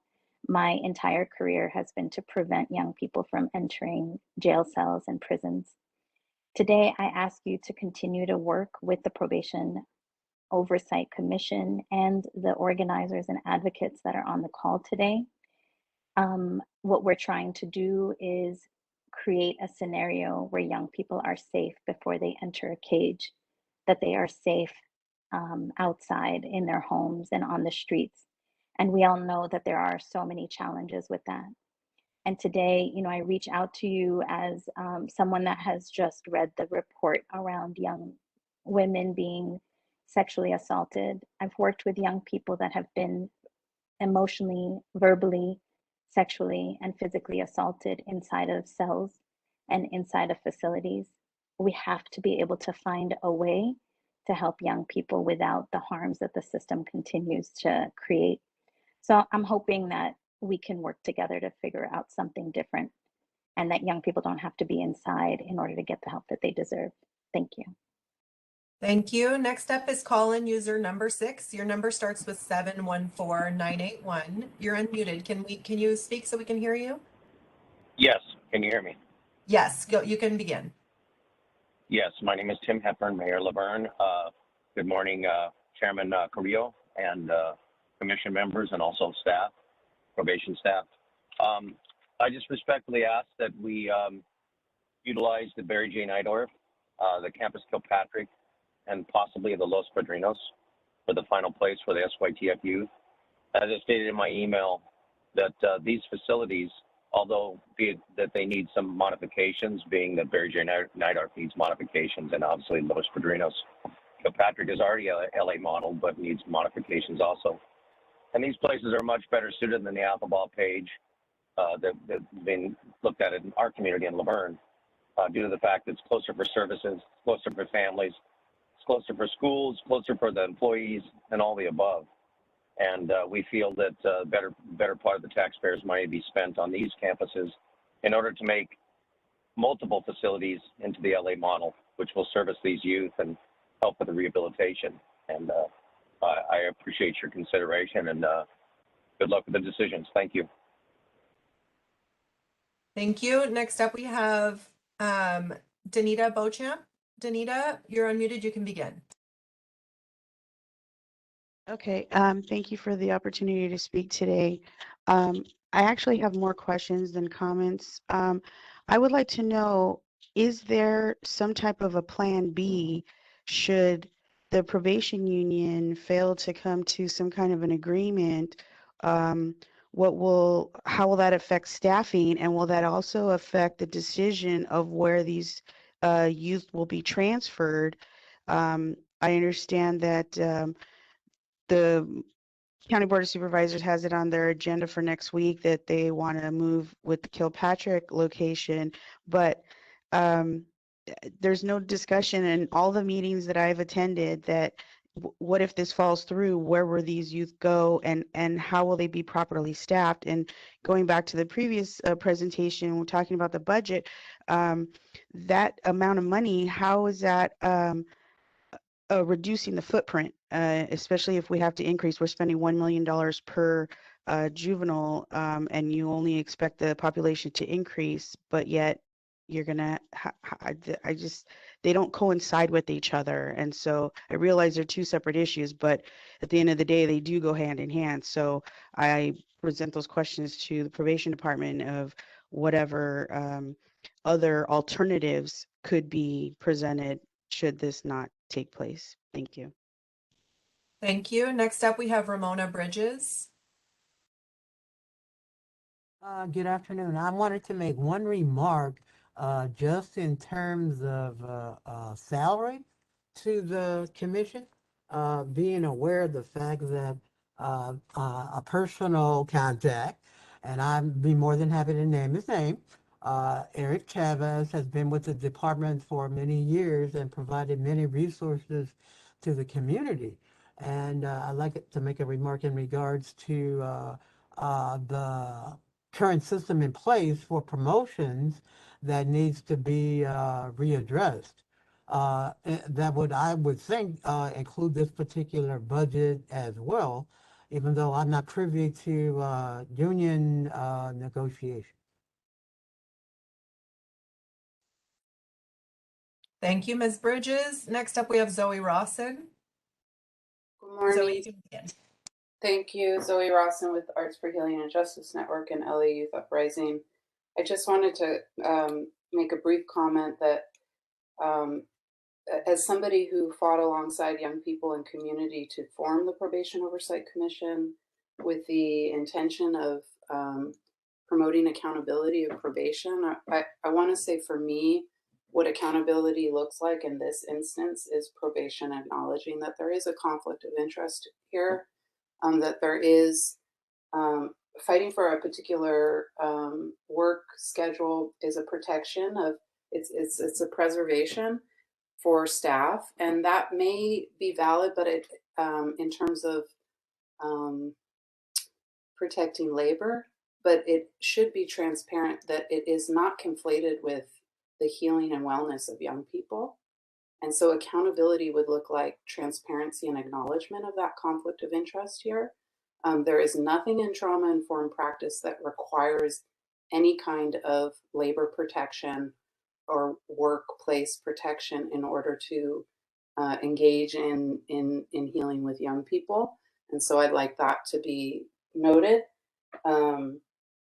However, there is a component of trauma-informed practice that requires the adults to have authenticity and to do their own work, to be ready to work with young people. So I do believe that trauma-informed practice here requires a revisiting of this infrastructure, because we know it's contributing to harm and at a systems level, and that healing is not happening at a systemic level. Thank you. Thank you, Chair Carrillo. That's the end of our public comment. Thank you, Wendy. Commissioners, is there any questions or comments? And I'll be looking at the raised hands. I see Don Meredith. Don, you're up. Yeah, I just have a couple of quick questions here. I understand the 56-hour work week, especially at Kilpatrick, but I need some clarification on exactly how this works, in the sense that, as they were talking about, they work 56 hours, then they're off, and it's a way of forming bonds. But from what I've seen in the past at different places is that every shift that comes on seems to have a different atmosphere. So if I'm building a bond for my 2.5 days, the next person comes in, builds a bond for 2.5 days. Is there a third one that comes build a bond, or are they working as a team together to create that bond? Is what I'm looking at.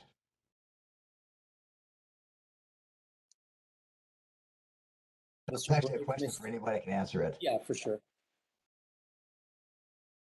So one of the key facets of the LA model was unit-based management. So in unit-based management, that's where it carries on. So we have our 56-hour work shift, and we work our either 8-16-16 or 16-16-8. But we also, on our last day, we also have, when I mentioned focus groups as part of our wellness schedule, not wellness schedule. When I mentioned focus groups, we get together, and that was the big thing about Kilpatrick too. Kilpatrick was like nothing that I had ever seen, because when we first came together, we had 4 weeks where we came together with every agency, with LACO, with JCHS, with the community-based organizations, so Arts for Incarcerated Youth. Everybody worked hand in hand, and we sat through trainings. We went through dialectical behavior therapy training. We went through Missouri model and LA model training. We went through trauma-informed practices. So we were all able to build relationships with each other and become a team. And when you understand the unit-based management, that's how it transfers into shift to shift. I know you said that, it's possible that each shift could be doing their own thing, but when you have a cohesive unit and you can work as a team, and you have a supervisor and a lead in that respect, that can communicate the same message and just make sure that we're all working as a team and working together. So not one shift is working against another or anything like that, or doing different things. We're all working together as a team. And by team, I don't just mean probation. I'm talking about, the CBOs that we had at Kilpatrick and that I've had in my experience with the probation department have been amazing. And they've always been a resource, and they've always been helpful. So I think it's fantastic that we can have this dialogue with this doesn't have to be adversarial. This is everybody working. At the end of the day, this is people helping people. We're in the industry of helping people, and we have young people with a high degree of trauma from backgrounds that are very difficult, and we're all trying to come together, and it takes a village. So when we're talking about, when I mean us, I don't just mean probation. I'm talking about all of us together, every agency, every CBO. And I think a big part of this is actually having these conversations and these dialogues, in a respectful manner, and just being receptive, and also understanding context as well, where there's theory and there's, what's been written in certain places, and there's literature, and there's the application. And sometimes the application of theory looks a little bit different. So I think it's meaningful. And I appreciate the fact that you allowed practitioners to come on here and give our perspective and really give context. So I just thank you for having us on. I didn't have an opportunity to say that before, but I really appreciate it. And to answer your question, it would be unit-based management, which is one of the key factors of the LA model. Okay, well, the follow-up to that is not unit-based management. I'm just looking at how that consistency goes from group to group for the kids. I understand the CBOs and all the other ancillary units.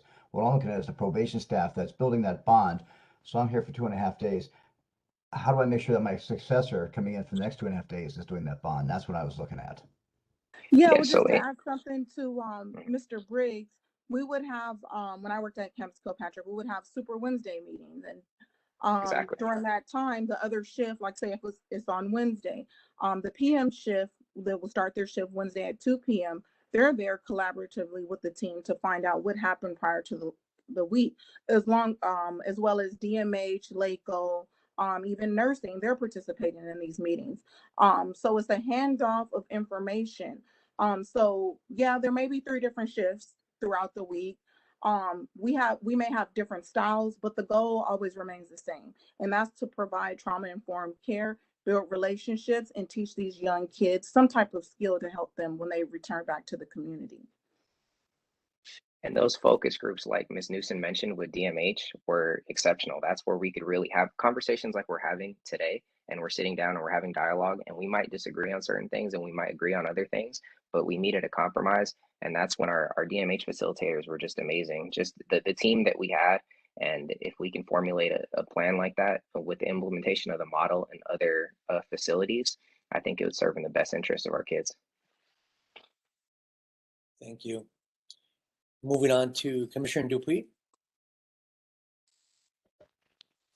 Hi, everyone. Thank you again for your presentations and your perspectives. And thank you to the public comment from Zoe, because I appreciated you uplifting the need not to conflate 2 things. I wanted to just bring up that, and only speaking for myself, I am still trying to understand the tension around this issue, right? And so, you know, I sense that like folks coming on the call are a bit defensive about the 56-hour work week. And I just want to make clear from my perspective that I'm just trying to understand what the challenges are and aren't. And so Commissioner Meredith, I think, brought up a really good point and question that I also had, because after our last commission meeting where we asked for a presentation and, you know, it didn't come through, I was really curious. And so I took it upon myself to go and speak with some probation officers that I knew, say, what is up with this issue? What's the problem here? And I got the sense that probation officers really like the 56-hour work week, but there are challenges that have come up from other people, and I don't know who all those folks are, about the continuity of care. And maybe that has to do with there's like a shift that comes in and that entire shift leaves at one time. And I recognize you guys have these like Super Wednesday days, but what was told to me was that sometimes there is an issue where a young person may have developed this bond with the current shift and had told all the problems, but some of that information doesn't get transferred. And my response to that person was like, well, during I think the 540 model, couldn't the same thing happen, right? Isn't that same thing possible? And what they responded to me was like, yes, but this is a newer model, so we haven't gotten to the like level of figuring all the logistics out with it that we have with the 540 model. I'm just curious about your take on that.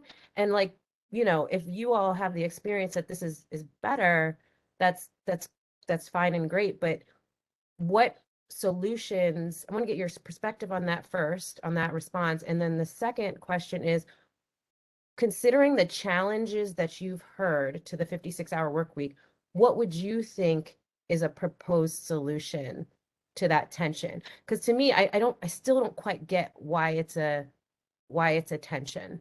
So I want to leave that there with you all to respond to as you can. And if I need to repeat anything, please let me know. Commissioner Dupuy, I'll try to step in here because I sense staff's reluctance, and I think, you know, what I will offer is, rather than being defensive, I do think that they were offering, you know, their opinion about how they feel about, you know, what their personal experiences were. And again, this goes back to some of the conversation I think we were having at the last meeting, where because this is something that is in the contract and may come up in conversations over the next few weeks, I think there's reluctance, frankly, on both sides to get too far into some of the solutions. Now, we know that we've operated multiple things over the years. What I'll say from a management perspective is that, you know, we used to have 19 camps, now we have 4. I will also, you know, appreciate that Campus Kilpatrick is really, really far for a lot of our staff. It's way out there. Anytime we go and visit, you know, it's, depending on where you live in the county, it's a hike, right? Getting there and back. And so trying to appreciate and uphold all of that as we dig into what solutions or what some modification may be to this. again, I don't want us to be, again, there's some reluctance because we're drifting into some of the conversation that ultimately ends up in a contract. And so that's where I think management has been thinking through some of this, trying to come up with some solutions. But again, these are all things that we would have to talk to our labor force about before we would ever move forward and implement. I think it's important. I think the work that the POC is doing behind the scenes, and I think Wendy will get into some of this, if not today, then later, right? There's interviews happening with staff. There's a lot more information gathering that's happening, which is really, really critical to the conversation. And then I think we hopefully can work with the POC and others to determine what really is the best step forward here and what really is the thing that ultimately takes care of our young people the best and takes care of our staff. Okay, thank you for that, Adam. Can I just follow up then? Maybe you can, because I'm literally just trying to understand, right, what is the problem? Because I you sense there's a problem. I still don't quite get it. So like, from your perspective, the problem is that there is some objection to the 56-hour work week, that there are some challenges that have been raised by other folks that saying like maybe the 56-hour work week isn't the best, but mostly like probation staff who have worked the 56-hour work week think it's really great and potentially maybe a good, well, this isn't really for you. I see you nodding, so you're affirming all the kind of things that I'm saying. But then I start to wonder, maybe we could talk to some of the young people as well to see if, most of the young people that I've spoken to have been to multiple camps, and to see like how has that made a difference for them in terms of their bonding as well. Because I hear the staff perspective and I appreciate it. I just want to echo that. I really appreciate you guys coming on here and telling us how this has been for you. But maybe we can, as a POC, see if we can talk to some of the young people as well.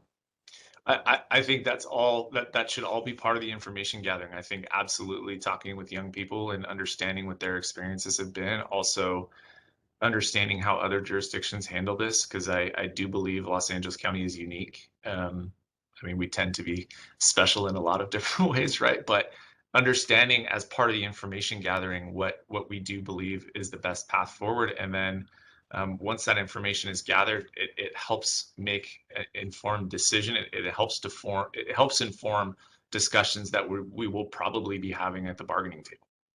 Okay, and just a final quick thing is, so is one of the main issues the number of sleeping quarters that are available? So one of the main issues with Campus Kilpatrick is that. So and again, this gets into a little bit of history, and I'll try to do this without drifting into things that were previously bargained. So I'll try to be careful here. I believe Campus Kilpatrick was built under the impression that the 56-hour shift would go away. I don't know. Again, I wasn't in this seat. I don't know what conversations were had with labor at the time. I really don't. And so as we moved toward implementation, it was clear, well, we need some place for these staff to sleep. It's very far distance. So there's some sleeping quarters upstairs. And then what we had to do was build out, or basically borrow from Camp Gonzales, which was closed at the time, which is just down the road from Campus Kilpatrick. But it's not right there. I mean, it is a little bit of a drive down the street. And that's where we've always had this issue with, we built a brand new campus. It's beautiful. We never had enough space for folks to spend the night and sleep over there. And so that's been a tension since Kilpatrick opened, trying to resolve that issue. And so unfortunately, Miller was severely damaged during the Woolsey fire, but it affords us an opportunity now to remedy that issue. Assuming that the 56 stays intact at Kilpatrick, we'd be able to remedy this sleeping quarters issue by building out part of Camp Miller. And it will come at some capital investment. There'll be some environmental impact that needs to happen. And we're moving forward with Public Works with those plans right now. Okay, thank you. Mm-hmm. Great question. I see here, let's see here, Commissioner Garcia-Leyes. Thank you. Let me begin by saying how glad I am to see staff as panelists. One of my frustrations with these meetings has been that they've been very management heavy and labor light in terms of who we hear from. And it has been, I think, honestly disrespectful that staff's only opportunity up till now really has been with a 2-minute timer on them, as opposed to being able to really express themselves like we heard today. And I think as a result, this conversation is starting to focus on something that I find particularly important, which is, does this shift create a more home-like environment and better relationships? Now, I've also heard what the last two commissioners spoke about, which is that when I've talked to DPOs, they've talked about there's a couple days where a culture is created, and then you get in a new shift for a couple days with a different culture, and that it can be, you know, and I've heard the shifts complain about each other. Oh, that shift is too permissive, and we get here and we have to reestablish the rules. Or those guys are they're so strict that the kids are just pissed at the end of 3 days with them. So I just want to echo the idea that that we should hear students' voices also on whether or not the 56-hour work week, with its positives and negatives, has a net benefit or not for building that home-like environment and building those relationships. But I'm really glad that that's where the conversation has gone. The other thing is, if Mr. Leong is still listening, I really believe it is, well, so I'm just to tell you where I'm coming from, right? I am a former staff organizer for the AFL-CIO, former chapter chair with the Teachers Union in Los Angeles, and the elected leadership of labor should really be speaking for labor, as opposed to Adam, Mr. Patino, who's been doing a great job trying to be fair, but it's not his job to speak for the workers. It's the workers' job to speak for the workers. So I hope that going forward, we can have more dialogue like this, where labor chooses representatives for itself to come onto here as panelists and speak. And I think this has just been a great example of how that can help sharpen the dialogue in the best possible ways. Thank you.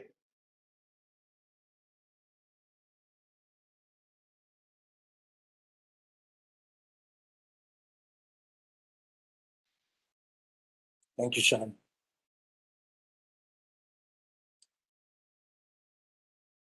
Commissioner Lewis?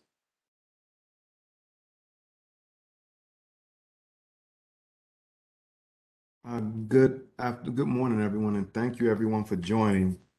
I'm so one, I am happy to hear everyone be able to voice both their opinions and thoughts on this. But I'm kind of troubled by it, and I was just sitting here just now reflecting back on a number of things. Like this has been two things: location, distances, and then the home life relationship. I think we all have to commute to work. I come from Santa Clarita, and before this, I came from Lancaster, and I drove. I caught the train sometimes, and I worked at one time in Compton for a few years. That's part of like work. And then when we talk about a home life relationship, and I'm thinking, I have my 2.5-year-old grandson with me at home, and I leave home at 7. I remember as a kid, my mom would leave home and we would go off to school, and we wouldn't see our mom until the evening when she would get off from work, and she would cook and she would help us with our homework. And so I'm trying to understand, how is 2.5 days because different or better when you're able to see that person who supports you and helps mold and build you into a good person. Like 2.5 days, I don't see you. When I'm out of town for 2 days, my grandson is constantly wanting to call me because he notices I'm gone. He knows when I'm at work, and he's only 2.5 because he'll say, is Papu at work? Yes.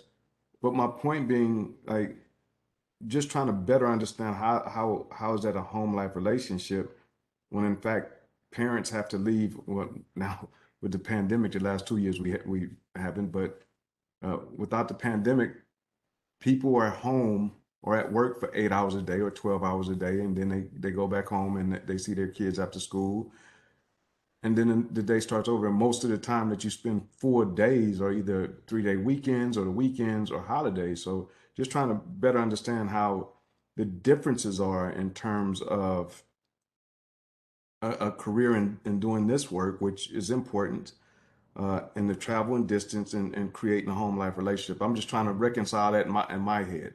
So just so you know where I'm at, I'm kind of I'm not opposed. I'm not in agreement. I'm just trying to fully understand, just so you know where I'm at, to better understand how this really impacts the youth and the kids. That's where my mind is at.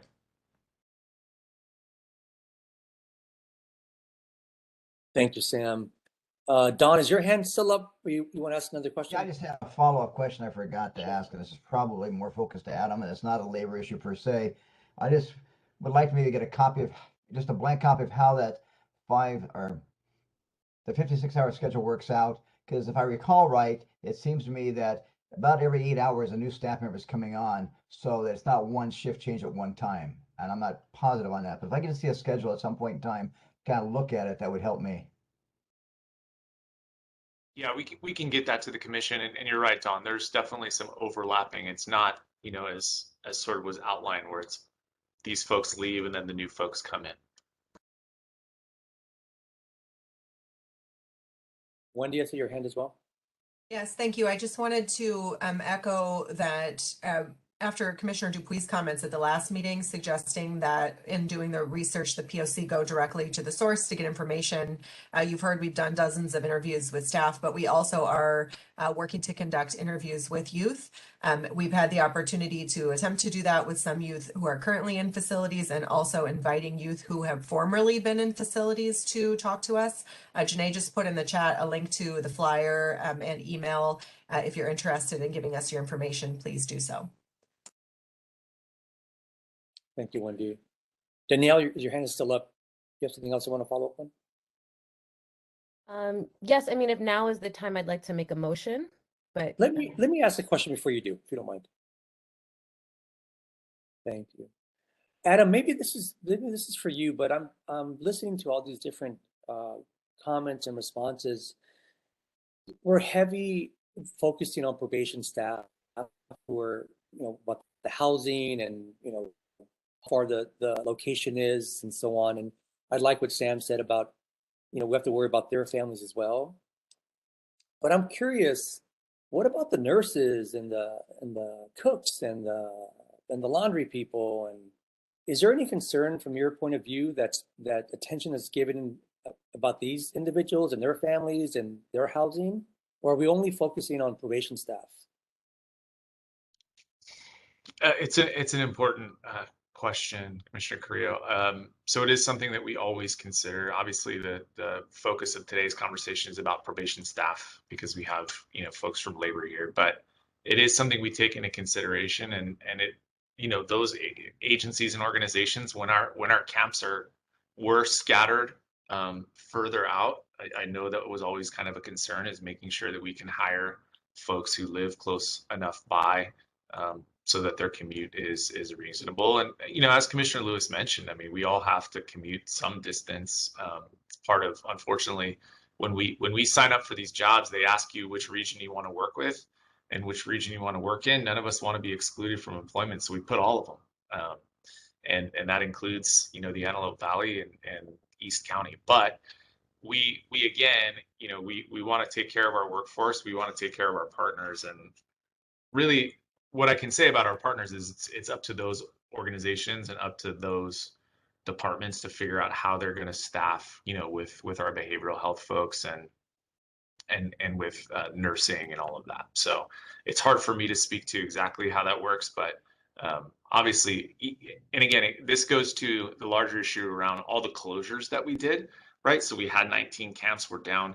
We always have to consider our partners in that mix because those folks are being displaced. And so these are conversations that we do have consistently with them. I hope that answers your question. It does, Adam, and because this is public and it's being recorded, I definitely don't want to exclude anyone else that's part of this all these different spokes on this wheel here. And I know that, representatives of the union are here and, including yourself for probation. But without, the cooks and everyone else that I listed, even beyond, we'll have a larger problem. So I want to make sure we acknowledge them and at some point maybe circle back and think about maybe bringing the representatives on board and asking about, the same questions we're asking about housing and transportation when it relates to the kitchen workers and so on. So thank you, Adam. Commissioner Dupuy, floor is yours. Thank you, Chair Carrillo. If there's no other questions, I would like to move that this commission supports the motion that will be presented next week by the board around the secure track site selection for Kilpatrick and Scott for boys and Kirby for young girls. I'd second that. I need to point out there is a second motion that'll be coming up next week from the 5th District that's going to address an alternative to that. So it'll be two different motions, and it's probably best that we hold off until we see what that motion is, because I think it's going to follow kind of what the recommendations of the probation department are to completely utilize funds and reimagine and rebuild Barry J as the proper site for now and future issues that we're going to deal with out there. I don't have all the details, but a motion should be posted fairly soon, so for next week's meeting. So I think we should postpone until after we see both motions. Don, let me just stop you there. Like, let's just go step by step here. So I've seconded the motion that Commissioner Dupuy has stated about the motion that's obviously on the agenda. You're talking about a motion that's not on the agenda that we can see.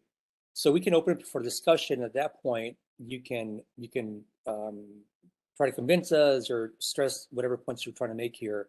But I think the process should definitely take place here. And with that being said, for the record, I second that motion, and we will now open up for discussion. So Don, if you want to start with that, you can definitely repeat that or add to it.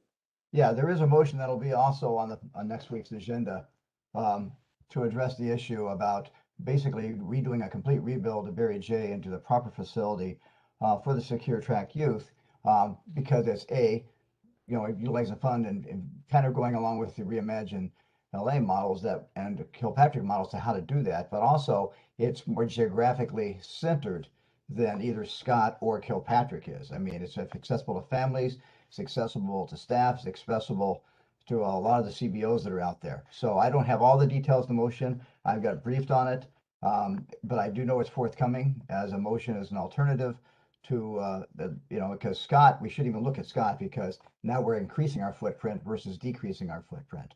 So I just wanted to put that out there that I think we should hold off until we see that agenda item coming from the 5th District. And if need be, we can call a quick meeting to do a vote on it at that point in time. Any other hands or comments about Commissioner Dupuy's motion? And if you don't mind, Danielle, will you repeat it, please?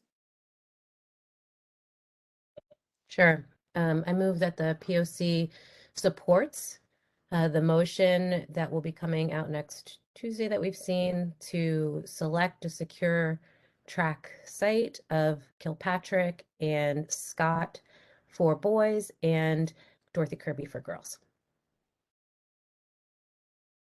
Thank you.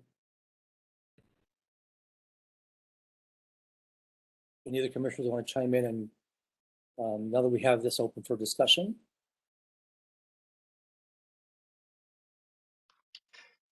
Yeah, I'll chime in real fast. I am uncomfortable endorsing a motion when there's maybe a competing motion. However, I also don't think our support of the existing motion is necessarily exclusive or written in stone, in the sense that if things change, we are allowed to change our minds also. But the process, we meet monthly. If we were to not act because we fear that circumstances may change sometime in the future, we would never act. So I am in support of the motion, with the caveat that this is based on what it necessarily is based on, which is the reality of right now, which is there's one motion, and that's the only one to look at, and that's what we would be discussing. Thank you, Sean. And I want to echo that as well. I think that we put a lot of pressure on folks who we bring on to our commission to make hard decisions. And although this motion, supporting this motion that will be on the agenda, is one that Commissioner Dupuy has brought up as we will vote up or down here in a minute. But I think it's long overdue that the board takes a position on selecting the site. And if we can, as a body here, support that, take into account what Don and Sean are talking about, that there could be other things down the pipe. I think as it is written right now, I too would like to support this motion. I think that, I mean, that when this either both motions get next week, a decision is going to be made at that point in time. I don't think the decision is going to be postponed, but it will be made at that point in time. But I think we need to consider that. Any other comments before we vote?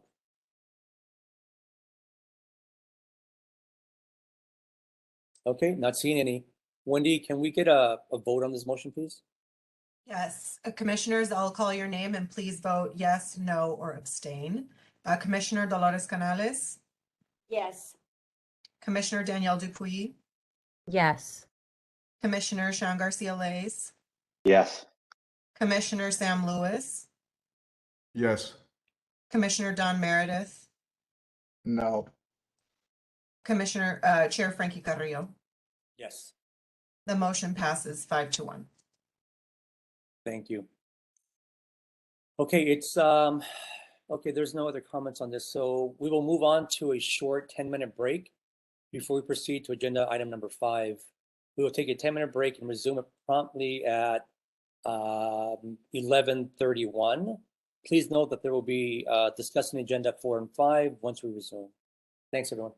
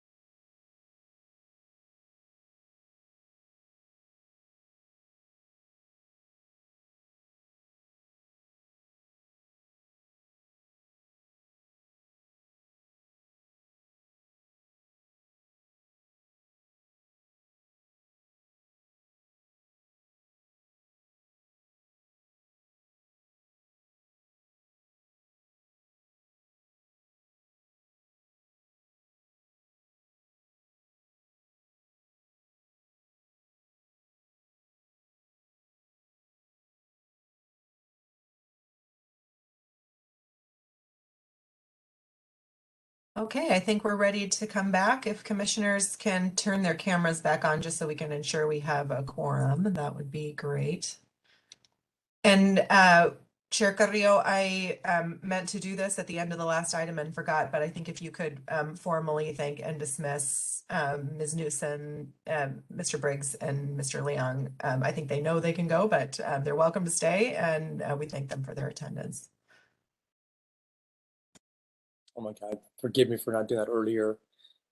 Thank all of you for coming today. It was very helpful. Mr. Leong, I hope to see you in person.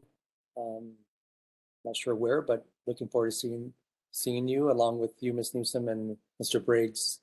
Your response to our questions, although for Mr. Leong we're limited, I still appreciate you, and for everyone else, thank you so much.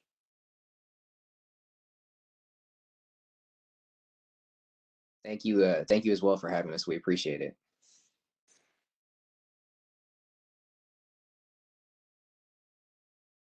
Thank you. Okay, moving on. Wendy, are you there? I don't see your camera on. Oh, thank you. My camera's back on. I told everybody else to turn on their camera and didn't do it myself. Thank you. Wendy, I think agenda item number 3, we held off for commissioners' comments. I know it's, if you want to give us a refresher on that, and then I can get into the Q&A. Yeah, Or not so Q&A, thank you. We cut off after public comment on the budget item and can return now with your consensus to the item number 3, commissioner comments section, and then we'll move on to the citation diversion program issue. Thank you, Wendy. Commissioners, do we have any comments or questions on item number 3? And going back to it, excuse me, guys. Also, I should add, Nicole Brown is still on the call. Thank you for hanging on there. And Robert Smythe had to leave for a very important personal commitment that we were aware of. I have apologized to him for us not being able to have time for commissioner comments, but he will be available to answer any questions that you all have, and we'll provide those to him in writing and return the answers in writing. I actually see he just popped back on the call, so I really appreciate that, Mr. Smythe, and we can move forward with this issue. Okay. Commissioner Dupuy, you're up first. Okay, I had like kind of a bit of a laundry list, but I'm going to try and keep them short. Thank you so much, Mr. Smythe, for coming back on the call, because I think a lot of my questions are for you, and just trying to understand some of the elements of the presentation that you gave, which I appreciate. So one of the things that you mentioned in the beginning, and I think was brought up again during Nicole's presentation, is this the vacancies that are budgeted for, and that they offset something with the services and supplies. And I think I'm concerned about having this 3-year trend of open positions that receive funding, but I don't understand the explanation that you gave about the reason for that, which I think you tried to preempt some of the questions there. So that's my first question, and maybe I can just let you respond there and ask a couple more that would be quicker. Yeah. First of all, I remind everyone, go read that response to the audit report, because I answer the same thing in there. And that, so if I'm not coherent today or use too much jargon, I tried to make it very clear in that audit response. So not the audit report itself. You can read that too, of course. But and we had a large part in crafting the language in that. But read that response. We deliberately maintain vacancies because those vacancies generate what we commonly call salary savings. We have to, oh, by the way, this is not unique to probation. Lots of departments do this, particularly departments that are beholden to these monopolies who continue to increase their costs that they bill to us without a commensurate increase in our budget. So in other words, we would go bankrupt if we didn't do this, and other departments the same. So we deliberately hold vacancies in order to generate salary savings, and those salary savings offset what's called a structural deficit in S&S, the things that we purchase. We are gradually getting chewed up by I know it's a fancy word today, but by inflation. Every year there's inflation of some sort, 1 or 2%. I think it's 8% this month or on an annualized basis. But the point being is that as costs go up, including costs that are billed through to us from other departments, we have no way to pay for those cost increases. The only way for departments like us that are beholden to net county costs of the county to generate savings, if you will, is by salary savings. So we do that, and then we do a budget adjustment mid-year to move those salary savings from S&EB to S&S in order to offset those costs.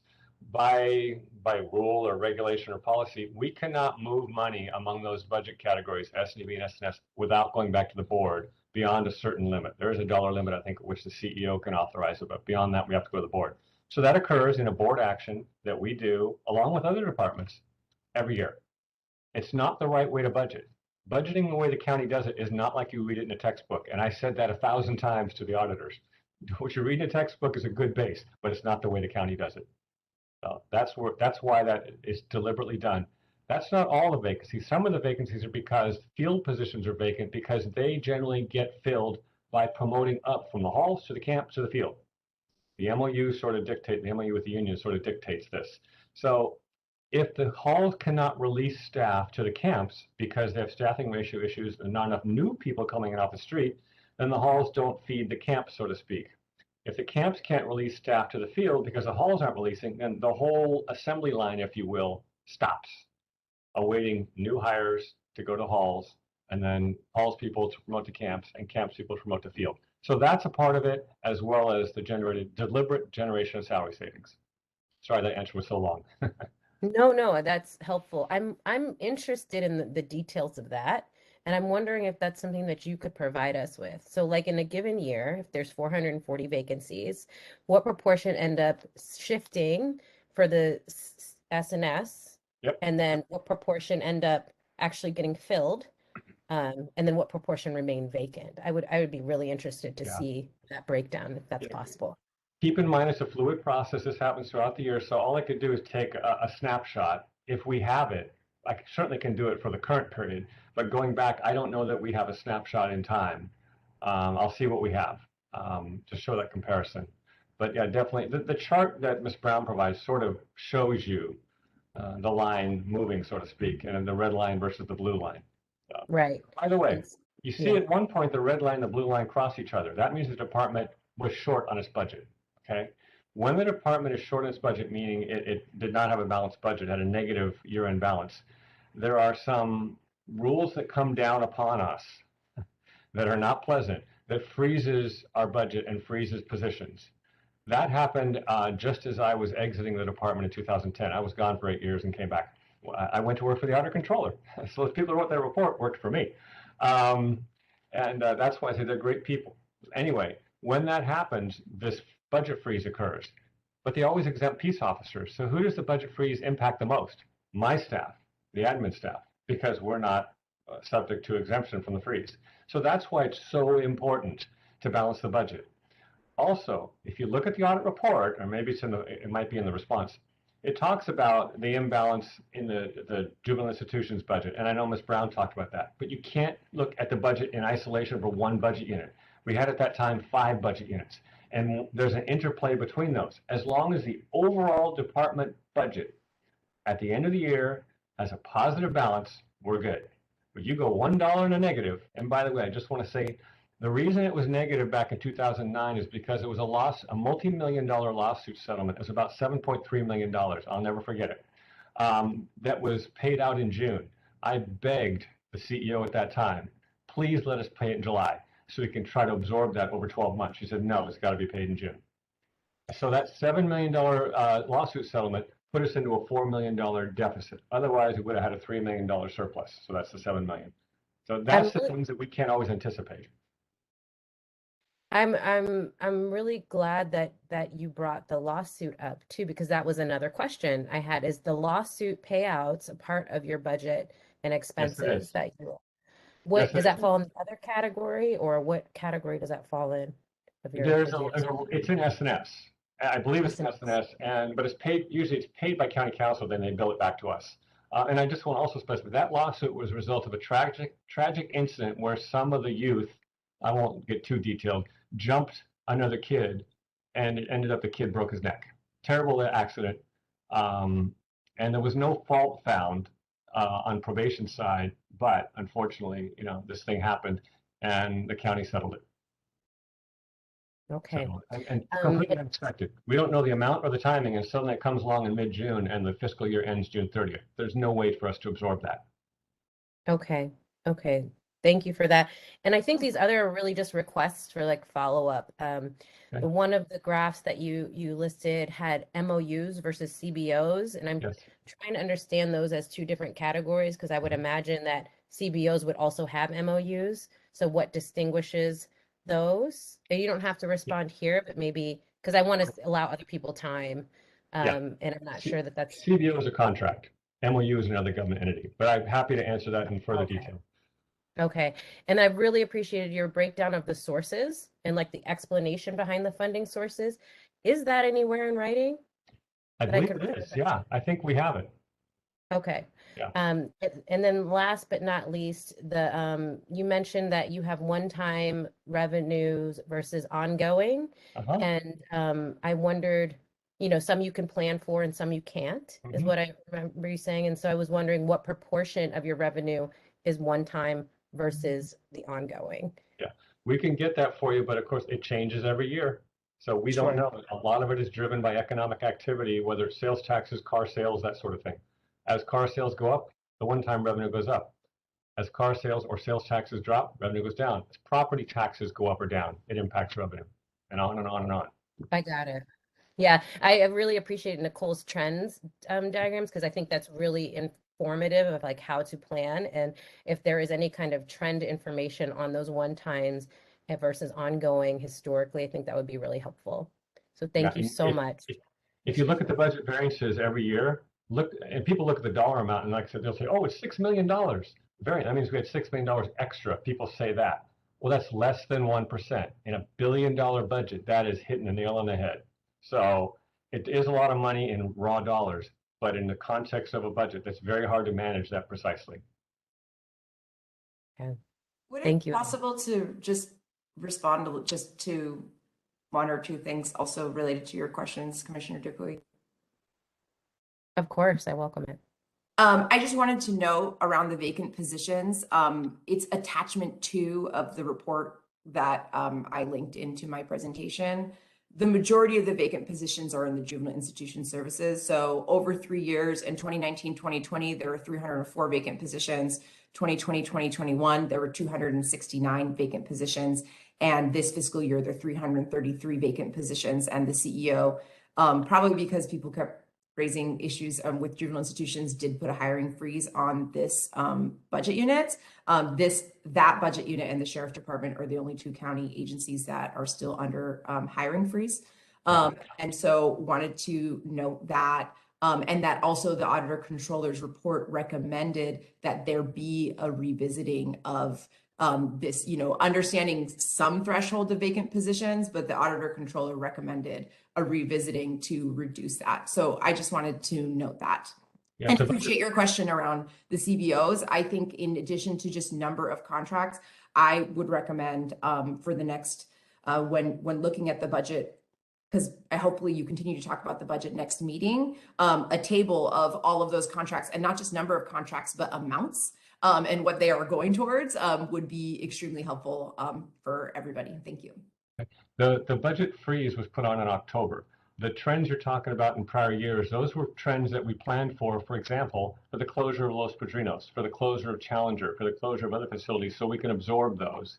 And in addition, when COVID hit, we were also put on a separate freeze at that time because we didn't know what the economic impacts of COVID were going to be. So all of that was based on that time and that moment. And what I talked about just a few minutes ago was today. So again, the context of every year, that the story or the reason or the cause changes depending on the time frame we're talking about.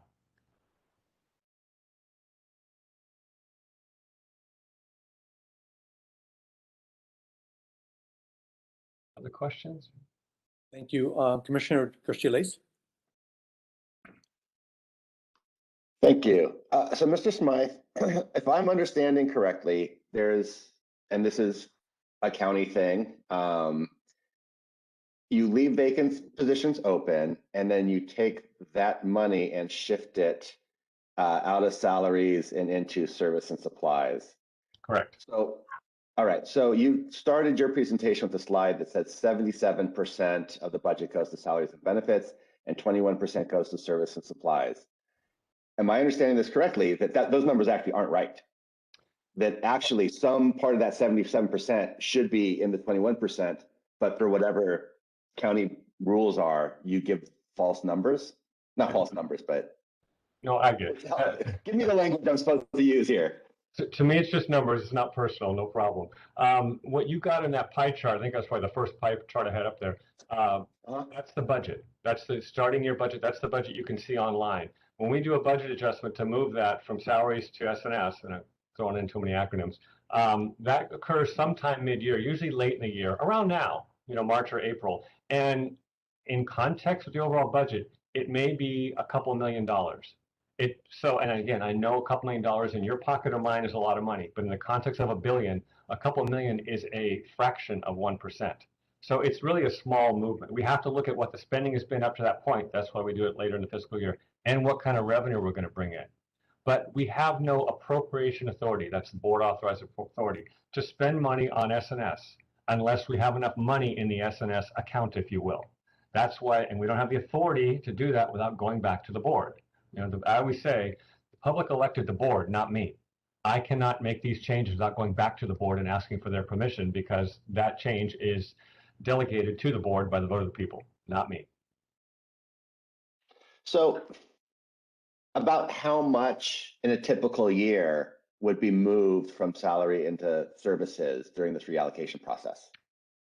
I'll have to look at what our trend has been, but a few million. And like I said, 8 million. That does seem like, okay, then I'm confused, because it also seemed that you're saying that it was such a, that this is such a significant amount of money that it means that we should really not take the auditing results as at face value. But so is it so much money that the audit can't be understood at face value, or is it so little money that it's a rounding error in the size of $1 billion institution? I'll look at how much it is rather than guess. I don't want to give false information or information I believe to be true that turns out to be false. So let me look at how much it is. And again, it's multiple moving targets. There's also the revenue target. How much revenue can we bring in? But we need the spending authority. It also depends on what we're spending the S&S on. For example, Ms. Brown brought up overtime being, I'm going to ballpark and say $26 million. In the next year, it was $9 million. So we saved that much in overtime costs. That's, whatever that works out to be, $17 million in overtime costs. That's a good thing. That money too can fund a transfer into S&S to pay for it. So it's a juggling game of all these moving parts. So, okay, I think for me to wrap my head around what strikes me as the most glaring issue, which is the graph that Ms. Brown put up that showed how much we're spending going up and how many people incarcerated going down. Right? We didn't get any, and she used budget information, which I'm starting to understand may not be the best numbers to use because the budgets happened before this reconciliation process or whatever. So I think to wrap my head around this, I need your version of that graph, using whatever the actual numbers spent at the end of the year as opposed to the budget. Yeah, and is that something that you think you can get to us? We have the actual results for every year except the current year because, of course, it's not over. And the actual results, we don't get those until late July or early August. The fiscal year ends June 30th because there's so much billing and revenue collection that comes in what's called the 13th accounting period before they close the accounting books around the second week of August. They have to close them to do the financial statements and everything else. So there's always this delay in time, particularly for some of the expenses billed through to some of the other departments. Because county departments do not concern themselves with so much. They're not concerned so much with cash flow, which private sector certainly would, because the cash flow is managed centrally by the CEO and the audit controller. County departments have no incentive to bill timely. So they can bill us late. They could bill us in the second week in July for services that were provided in August, 11, 12 months ago. And it doesn't matter. As long as the bill goes through before the books close, they're made whole. That balancing act has occurred. So the cash flow is another tricky issue. that makes it more difficult for us on the payment end to predict how much cost is coming through. Because mental health, for example, would bill us based on cost incurred to provide services to clients. We don't know the volume of costs incurred because we don't get the bill until the end of the year. So we do encourage vendors and government agencies to bill us timely, but sometimes that encouragement doesn't work because they know the cash flow issues as well. Well, I think even if we ignore the last 2 years, assuming that there have been bills that haven't come in or whatever, the 8 years before that are going to establish the trend that we need to see. Okay. That's it. Thank you, Sean. I think at this point I'm gonna motion, Mrs. Smythe, if and I'll make it very brief and concise here. We list those their names, CBOs that you're working with, and a dollar amount that that is allocated to each CBO, and that motion would be up for.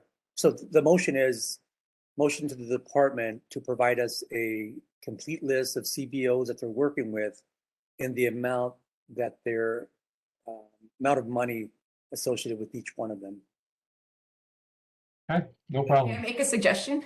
Absolutely. I think that what the program is, what the purpose of the contract is as well would be, informative in seeing that, not just the amount of money, but this is essentially what the CBO is being contracted to do would help make a lot more sense of that. So sorry. That's good. Ms. Brown, you're not a commissioner, but I appreciate your comment there, and I would include that. Can I get a second on this? Can I just add another addition to the motion? Absolutely. Can they delineate between what's institutional CBOs and field CBOs too, within that list? Yes, Wendy- that would be part of the purpose. Okay. Yes. Thank Okay. And whether it's adult or juvenile, although the vast majority is juvenile. Yeah. Great. Thank you. Any other comments before I ask for a second? Okay, may I have a second from anyone? Second. Okay, I saw Commissioner Dupuy. So we're now open for discussion. Please just chime in, commissioners, please. I am looking at the hand bracket bar here, but I don't see any hands. It's pretty self-explanatory what the request is. I think it's good to get transparency from also folks who are working with youth and adults, and to see what these numbers reflect and the work that they're doing. So thank you, Ms. Brown, for stressing that.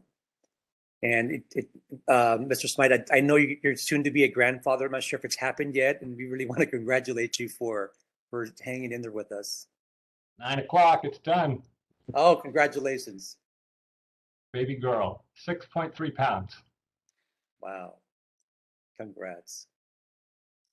Wendy, with in honor of the granddaughter, can we get a vote? Absolutely. Thank you and congratulations. We'll start by, please unmute your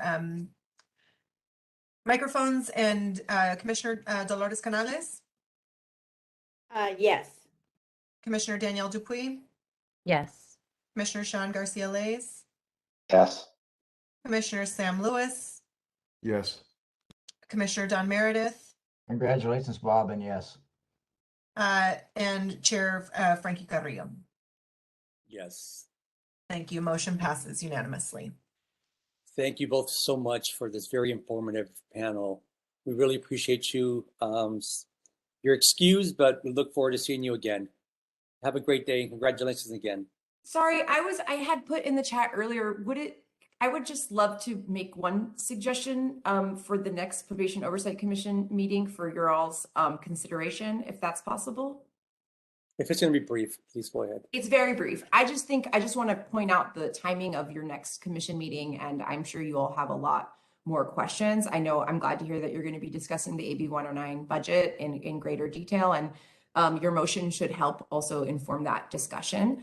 I just think that it would be helpful. The CEO, the timing will be probably like right before the CEO releases the recommended budgets. I don't know if it's possible to already see, but I think that having the CEOs, like having an overview of what the recommended budget's going to be, any changes to that budget, and having the CEO's office also here to answer questions. I don't know if you can compel that, but I just think that the CEO's office plays a huge role, and I just highly suggest that, and I will be following up with an email with a little bit more suggested questions.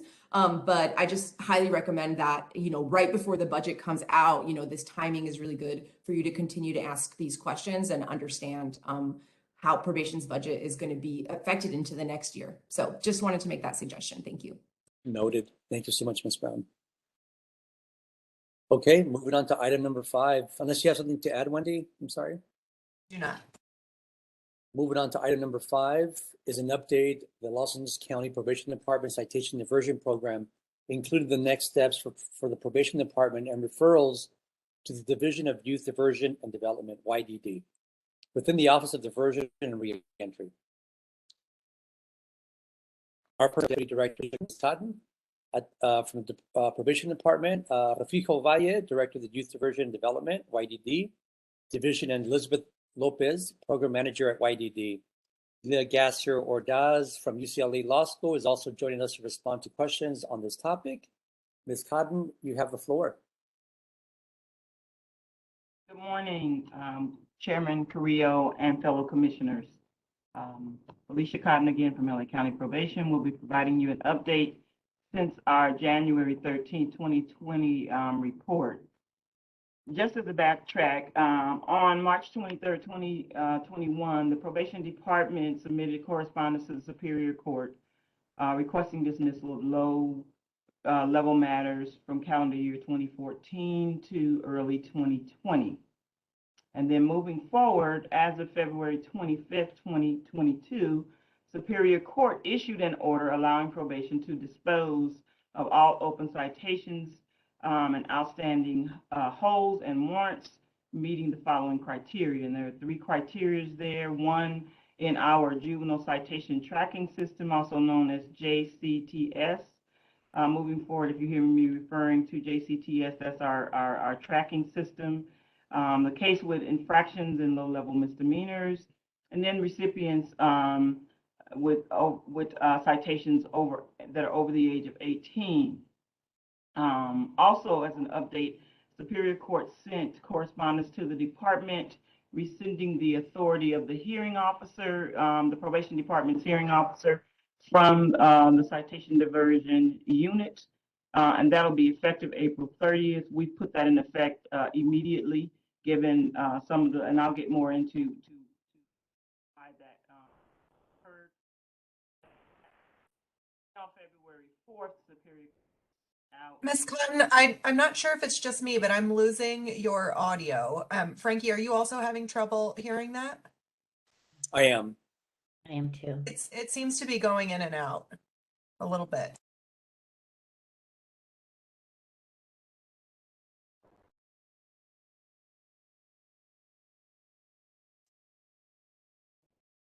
Can we hear again and see if we can try to hear your audio again, Ms. Cotton? Tell me where you lost me so I can go back.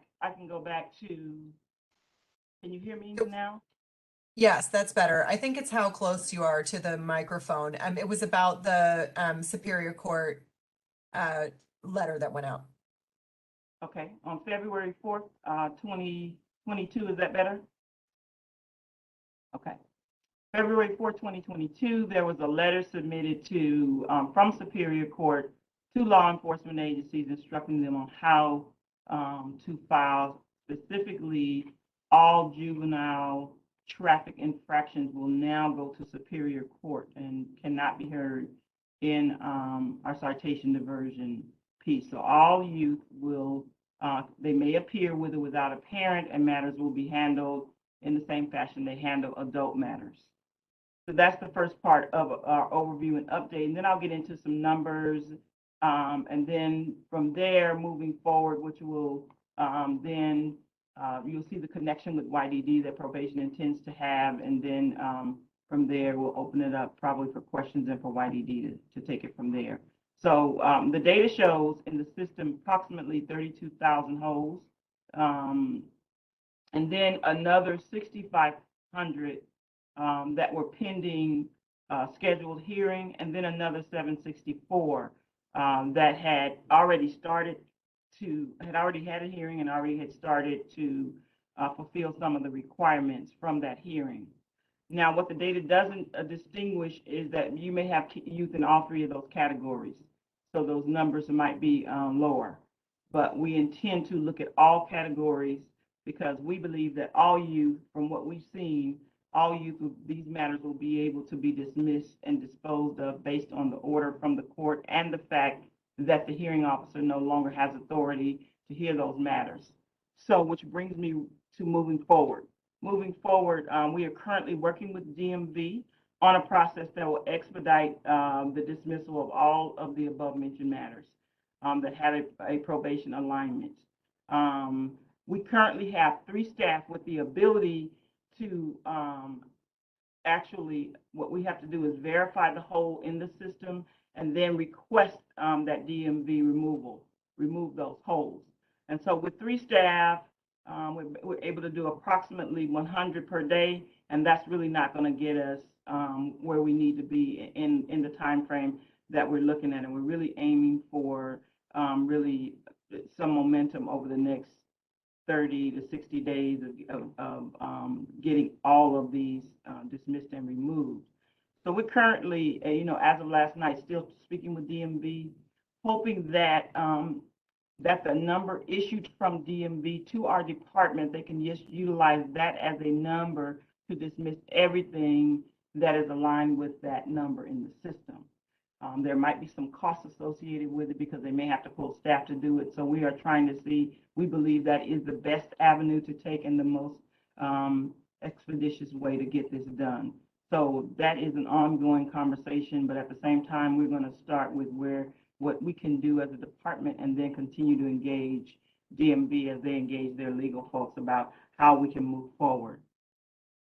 Also, each youth will receive written notification once we have verified that the matter has actually been dismissed and removed. They will be sent a letter to the last known address with that reflecting that that information has been removed from the system.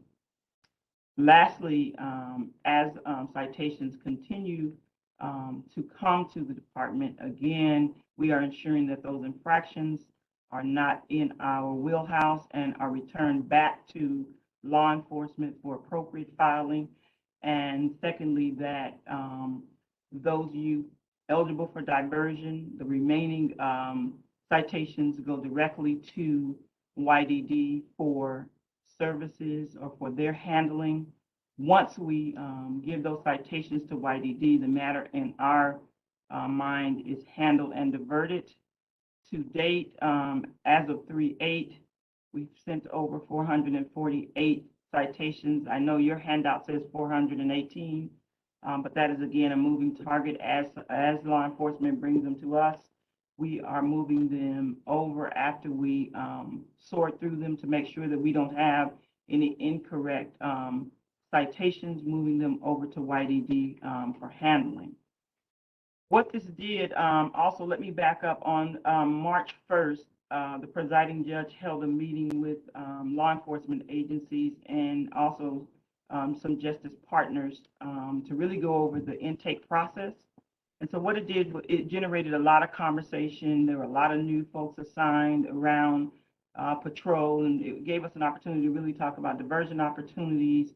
And what we continue to do as we get inquiries is to connect those with YDD, those law enforcement agencies, so that they are aware of the resources available through YDD.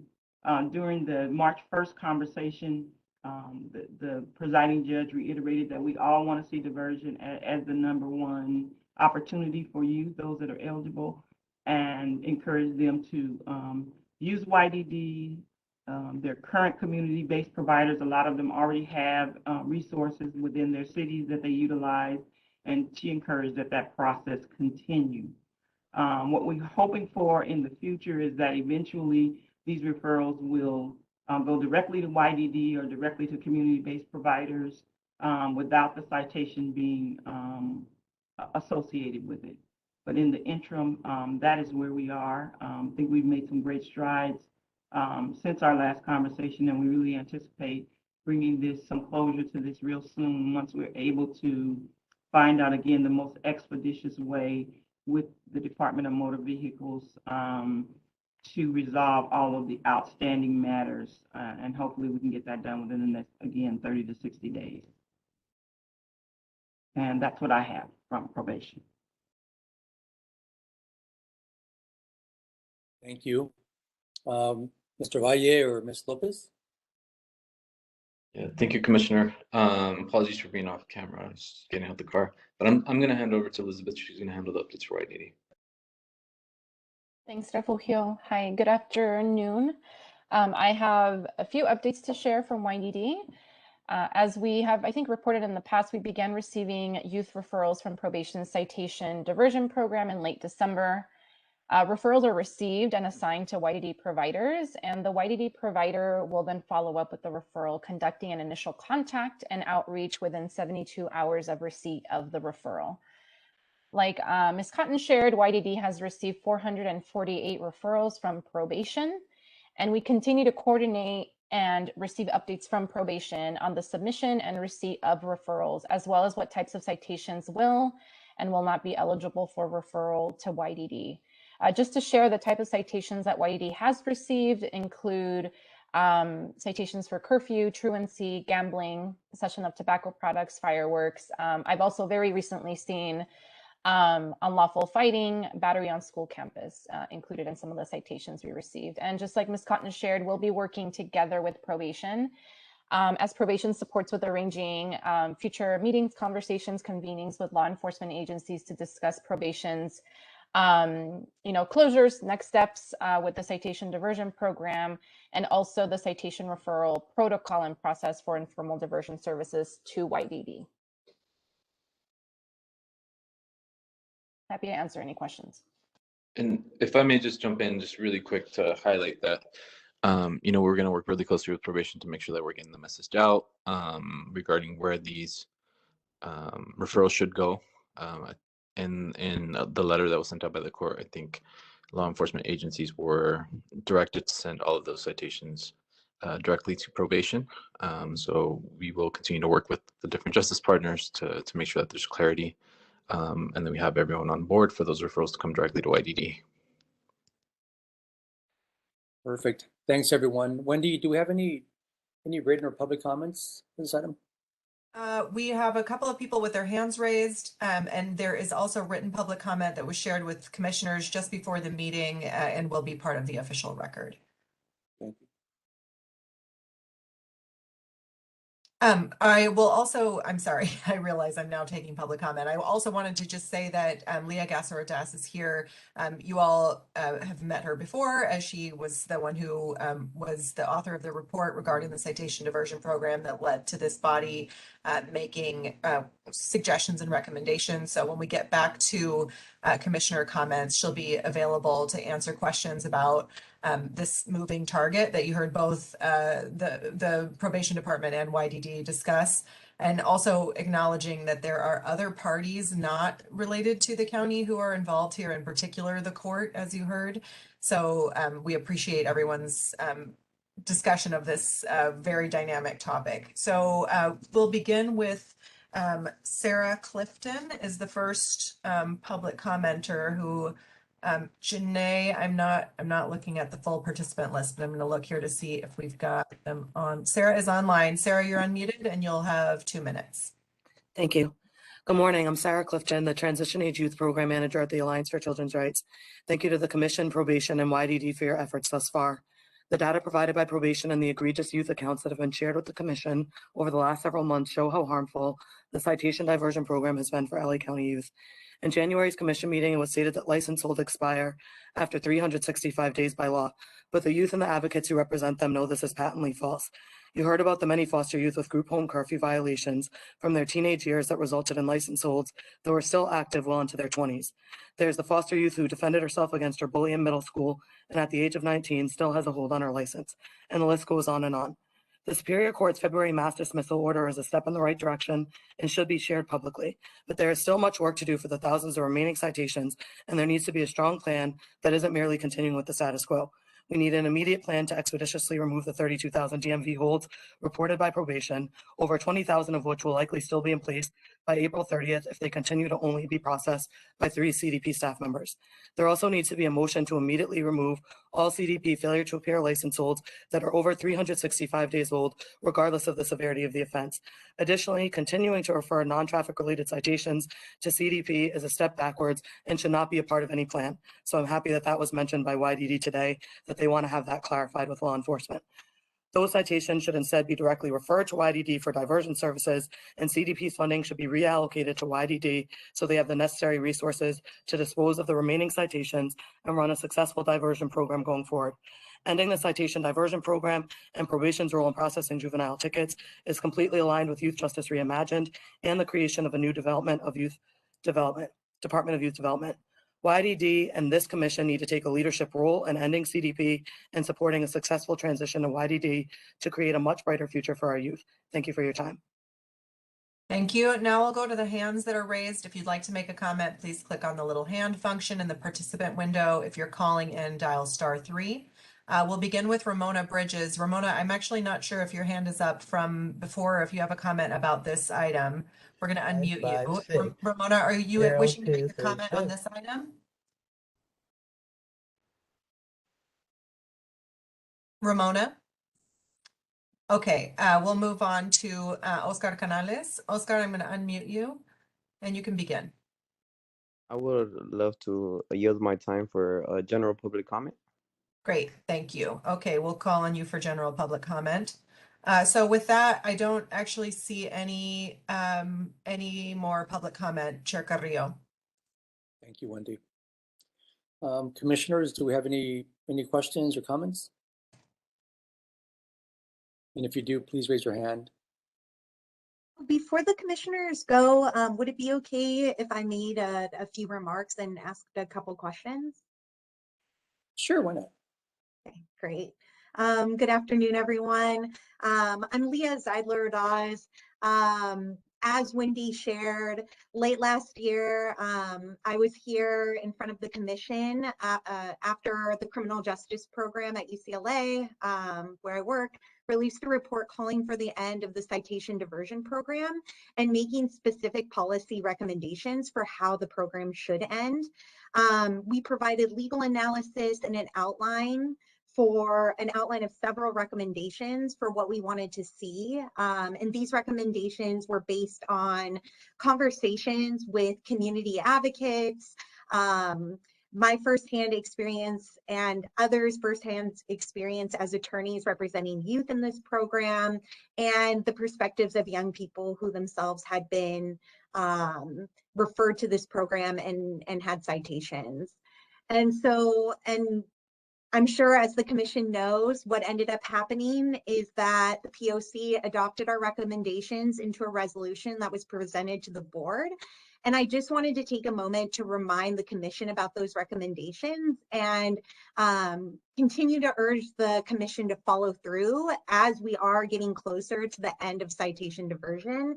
And as it sounds like it's going to be ending on April 30th of this year.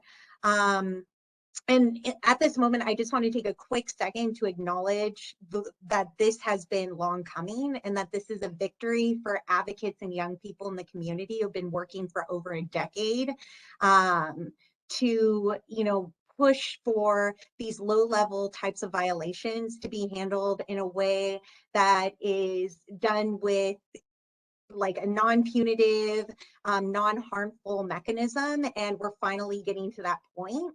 But at the same time, there are some concerns I want to raise in light of some information that I've received from community members who have been contacted by law enforcement agencies about these types of cases, and information that I've received in discussion and dialogue with community members over the past few days, since I myself just learned that this program was ending last week.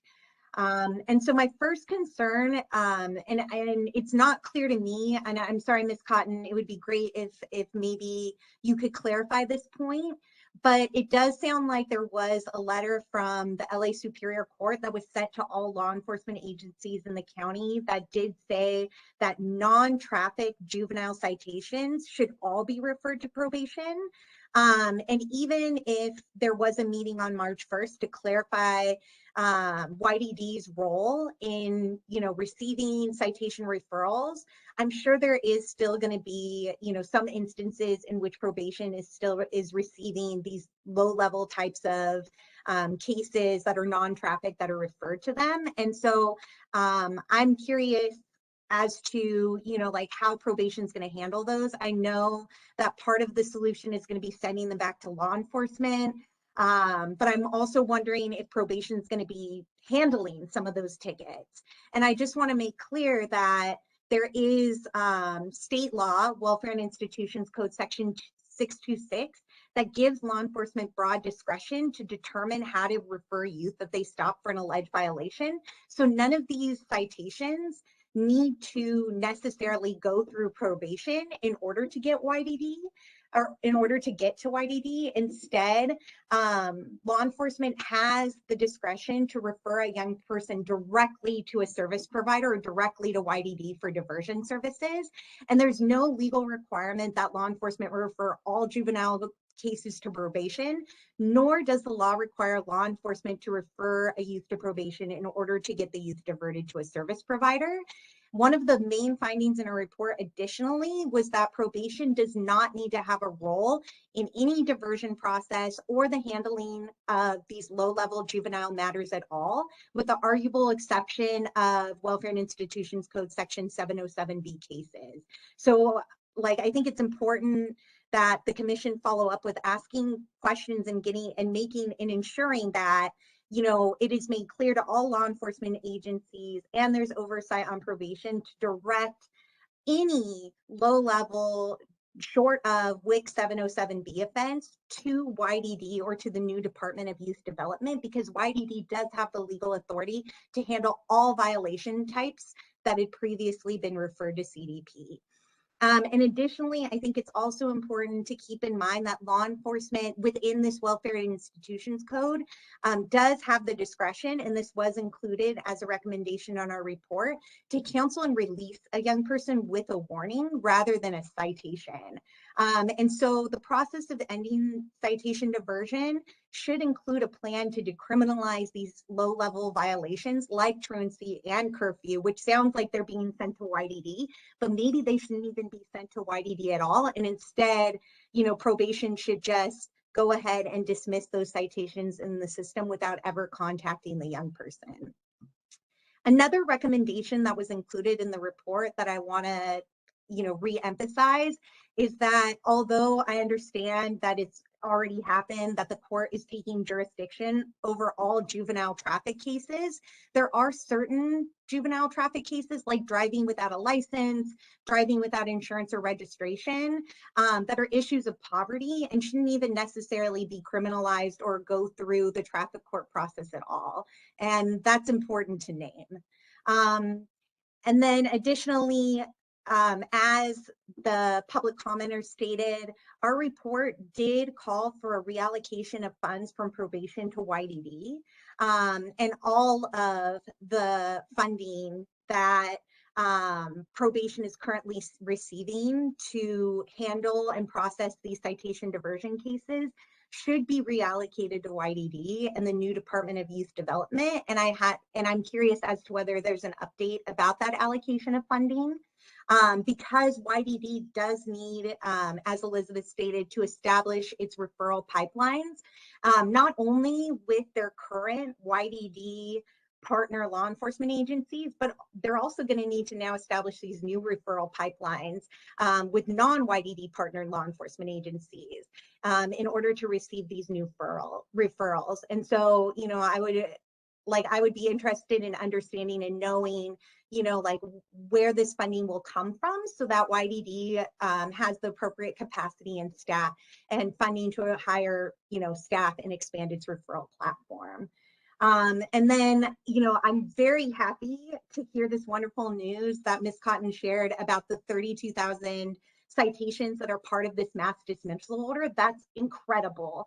But I think it's important to understand how many citation diversion program tickets are still outstanding after this dismissal order.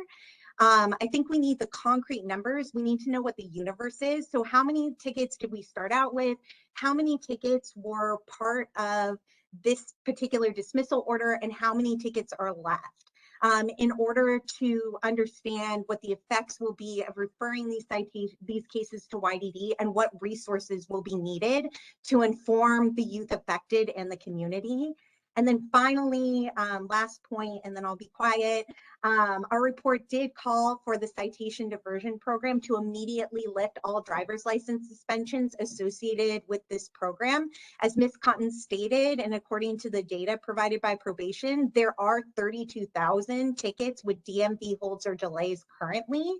And I'm hopeful that we can get a concrete timeline that specifically says that these holds will be completely resolved in off-use records by the end of CDP on April 30th, 2022. Thank you. Thank you.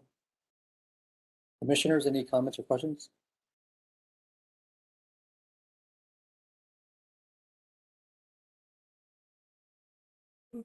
Chair Carrillo, I would ask Ms. Cotton, I know that you don't speak for the court, obviously, but if you could help explain what you think that letter meant by the citation diversion program ending, I think that would be helpful for the commissioners and the public, if that's not putting you on the spot too much. Certainly. So the March 1st conversation went over juvenile intake and stressed the fact that law enforcement has a broad discretion up to and including counsel and release. The presiding judge was very clear about using those lower level options like counsel and release, was very clear about using diversion, was very clear that that letter did not mean that everything needed to come to probation, was very clear about traffic infractions when tickets needed to be written, that they should be filed at, again, through Superior Court, and was very clear about the fact that encouraging law enforcement agencies to continue to build more robust diversionary options, whether it be through YDD, whether it be through their departments, whether it be through the community. Did not direct them directly to do that, but did encourage a broad response to diversion, given that this diversion would no longer, citation diversion would no longer be an option for them. So most law enforcement agencies understood that, and they were glad for the clarification that the presiding judge was able to provide.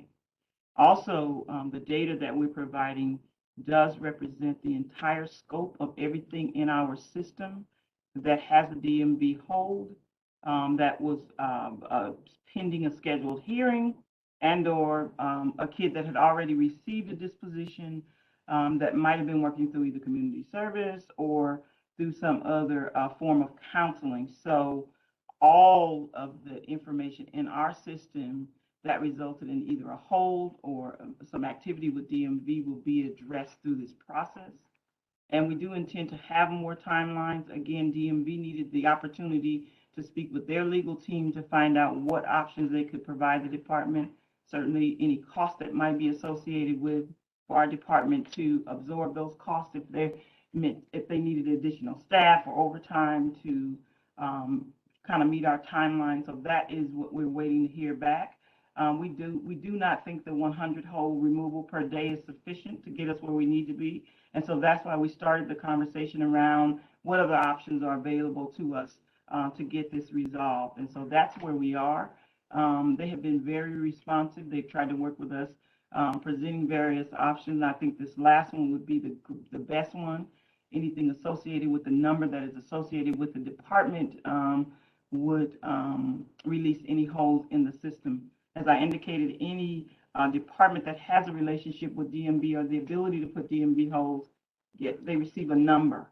So this department probation received a number that is associated with each one of these citations. So we believe that that might be, and this again, That's not our lane or our area of expertise, but we certainly like that as an option. Anything with our number associated with it, again, using this court order would then could then be relieved, and then understanding that our hearing officer no longer has the authority to hear such matters or dispose of such matters, which is the second avenue that we would utilize to say there is no need to continue down the pathway of having holds when we haven't given the individuals an opportunity to resolve them. So that is why we believe these two dispositions from Superior Court really help us to move it forward. I think DMV agrees, but just needed some space to talk to their legal people about the best way to handle. Thank you, Ms. Cotton. Mm-hmm. Thank you, Wendy, for doing that. That was very important. Commissioners, one last time, any questions or comments on this topic? I did. Okay. Well, first, this sounds like a great success story. Of course, we need to stay on it. There's thousands of people who are still adversely affected with holds, and sounds like we're gonna get there. Ms. Cotton, I did have one question. The hearing officer who is as I understand, is a probation employee. Is that right? That's correct. So now that he's not doing this, what have we assigned him to? He's the probation director, and we have vacancies in the department, and so he would be reassigned through the very same process that all of our employees associated with any program that terminates or goes away. He just came to us with his expertise from Superior Court, but he was brought on as a probation director. Great. I just worry sometimes people's jobs get rebranded. Not that I'm suggesting you would have done, described it that way, but that's helpful. Thank you. Thank you, Commissioner. Ladies, thank you so much. I'm sorry, and Mr. Valle. Thank you, panelists, for a great presentation. Appreciate your time. We're moving on now to agenda item number 4. So we're going to be going back to item number 4. We will discuss and take appropriate action on the nomination of candidates for the position of chair, vice chair, and secretary of the POC. Wendy, please facilitate this nomination, please. Thank you, Chair Carrillo. We've added this item to our agenda because according to our bylaws, we elect annual leadership of the commission at our annual meeting. That meeting should have been in January. However, the current commissioners were elected in April of 2021. So we're going to be accepting nominations today for leadership positions and then take an official vote at the next meeting, which will be April 14th, 2022. All the current officers are eligible for re-election and have indicated their interest in pursuing re-election, and their terms will last this time until January of 2023, at which time we'll have an official annual meeting of the POC. Commissioner Nong is absent today, as is Commissioner Jackson, but both have submitted nominations. Commissioner Nong submitted nominations with Commissioner Jackson as chair, Commissioner Yamashiro as vice chair, and Commissioner Canales as secretary. I will tell you that Commissioner Jackson has declined the nomination for the chair. And also Commissioner Jackson has submitted her nominations, which are Commissioner Yamashiro as chair, and then herself as vice chair, and Commissioner Canales as secretary. And I would like to ask the rest of the commission if you have other nominations for those positions at this point, and then we will accept those nominations and take a vote next month. Any other commissioners have nominations for chair, vice chair, or secretary? I'd nominate Frankie for chair again. Thank you. And Chair Carrillo has already indicated that he will accept that nomination. Anyone else?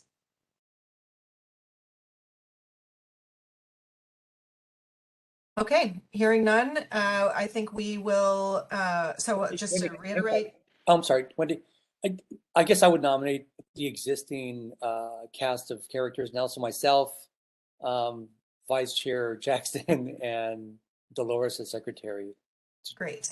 Okay, yeah. Thank you. Appreciated. So we now officially have Commissioners Yamashiro and Carrillo nominated for chair, Commissioners Jackson and Yamashiro nominated for vice chair, and Commissioner Canales nominated for secretary, which if you're watching this video in posterity is not the Twilight Zone, but in fact exactly what the nominations were a year ago.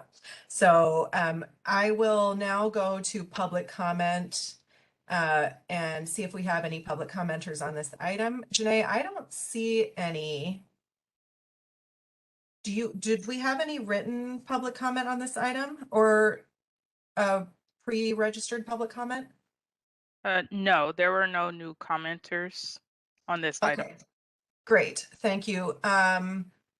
So I think with that, I will ask for a motion accepting those nominations from one of you, please. I'll make the motion. Okay, and is there a second? I'll second it. Okay, so we have Commissioner Meredith with the motion and Dupuy with the second, and I will call the roll. So please unmute yourselves. So you're voting yes, no, or abstain to approving this list of commissioners as the nominees. And at the next meeting, we'll give them an opportunity to, oh, actually, I didn't ask if there was any discussion. Anybody have any discussion? I'm assuming there's none. Okay, and at the next meeting, we'll allow them to give some comments and then take a vote. So Commissioner Canales, do you approve this list of nominees? Approve. Commissioner Dupuy? Approve. Commissioner Garcia-Lays? Approve. Commissioner Lewis? Approved. Commissioner Meredith? Approve. And Commissioner Carrillo? Commissioner Carrillo, did I miss your voice vote? You did. I approve. Thank you. Okay, so the motion passes unanimously and we are complete with that item. Thank you, Wendy. Okay, moving on. I think we're on number 7 now. Yep, number 7. Number 7, Executive Director Wendy Julian will report on the POC's ongoing work, including research into the 56-hour work week, the goal of creating a public-facing data dashboard, facility inspections, girls, decarceration, and probation's bi-monthly report, back and OC spray. Wendy, please, the floor is yours. Thank you, and I will be respectful of time here, but want to encourage folks to look at the attachments to the agenda, many of which have the very important information that I'm sharing, and there's some things that deserve a lot more time than I'm able to give them today, and I really encourage you to look at those attachments and read them. I'm thrilled with the team that we have of POC staff and the work that they're doing and what we're able to do given having a more full staff at this point. So as mentioned before, we're working diligently on creating this report on the 56-hour work week and look forward to continuing our interviews with staff and youth and other interested parties. Please volunteer to participate. You'll see flyers for young people currently in the system and formerly in the system. If you would like to participate, as well as for staff who would like to interview, those are attached to the agenda, or you can email us, email me, email Dr. Gongora, anyone, or the info@poc.lacounty.gov, and we will schedule an interview for you. Very importantly, we have updates on data and data sharing. The probation department has been very responsive in sending data information to the Probation Oversight Commission, including daily population reports and statistics. And most recently, and what I'm most excited to share today, the compilation of ProbeStat data that is attached to our agenda.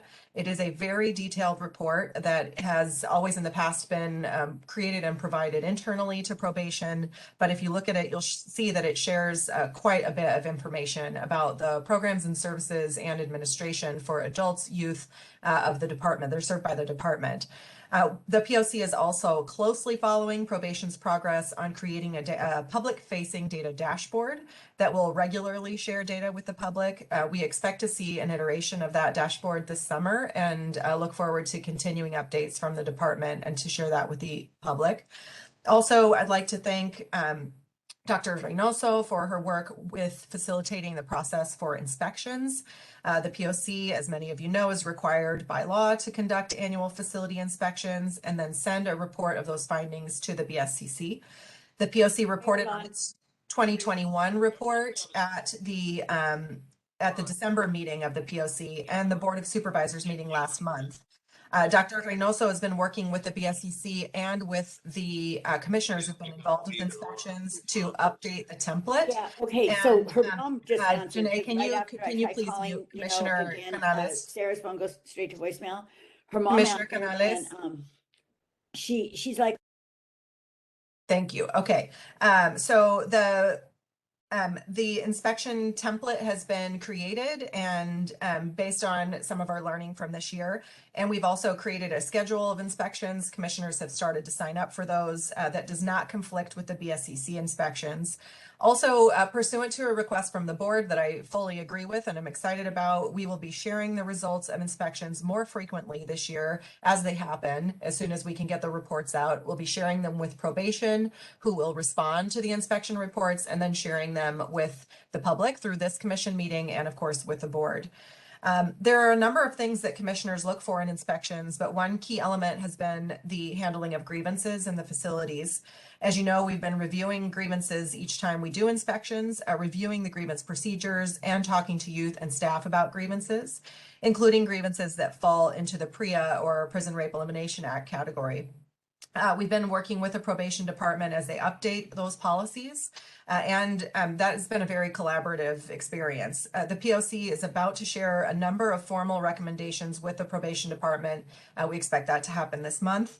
That resulted from our research and inspections and from our significant number of conversations with probation leadership and staff. The need for effective and available grievances procedures was recognized by the board through the PRIP process and by the OIG and the Department of Justice through their settlement agreement, and most importantly by the probation department itself. I think I would be remiss in not mentioning the news that broke yesterday about allegations of harmful actions over the years, many years ago at probation facilities, and just comment that this was unknown to the Probation Oversight Commission. However, of course, it speaks to the ongoing need for oversight, regular inspections, and the major goal of the POC and the board, which is to continue to reduce the number of incarcerated youth in our county in favor of a holistic, community-based care first treatment model wherever possible and whenever possible. Related to that, the POC continues to work with the Public Defender's Office and the board and a number of county and community stakeholders on the efforts around decarceration of girls. This month, the POC is supporting an effort to merge the conversation that was led by the POC with the Youth Justice Work Group on gender responsiveness.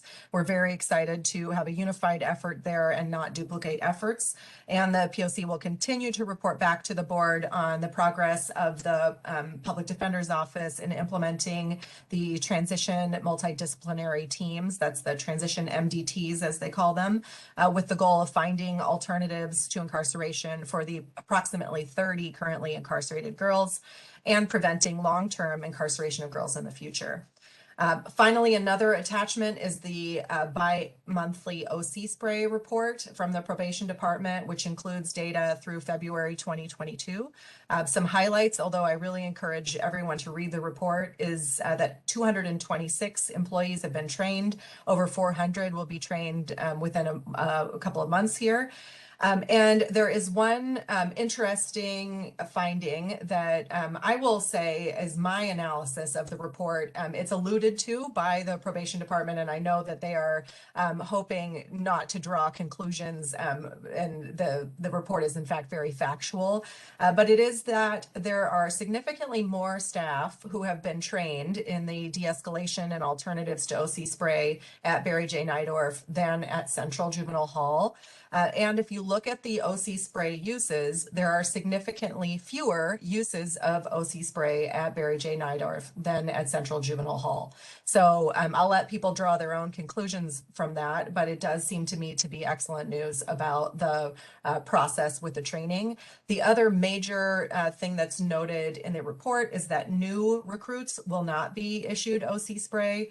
So while this elimination of OC spray is very long coming and of great importance to the Probation Commission, Oversight Commission, and the public, we're happy to see the progress that's been made by the department. So that's the end of my comments, and we can move to public comment, and then I'm happy to answer questions about this.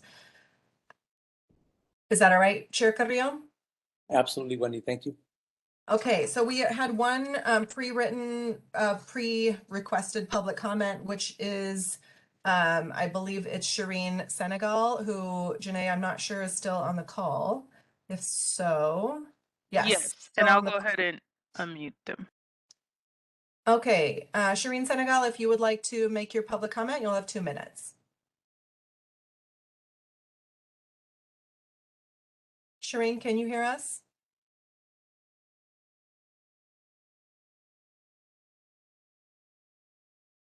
Okay, I don't see any other hands up or so I think that we can move forward if you all have any questions for me on that report.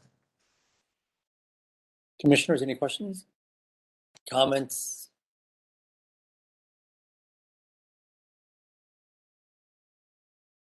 Commissioner Dupuy? Yeah, I just wanted to comment about how deeply disturbing that LA Times article was around the girls, the abuse of girls. And, you know, although they say it reported that these happened between, I think it was 1996 and 2008, to me, 2008 really isn't that long ago. And I am concerned about what we may be missing in terms of anything like that continuing. And I wanted to bring it up for discussion, perhaps at a later meeting, about how we can, as an oversight commission, make sure to kind of look at the fallout around that particular situation. For example, like I'm sure there were staff who knew about it and didn't do anything or say anything. And not to come off as like, how do I phrase this?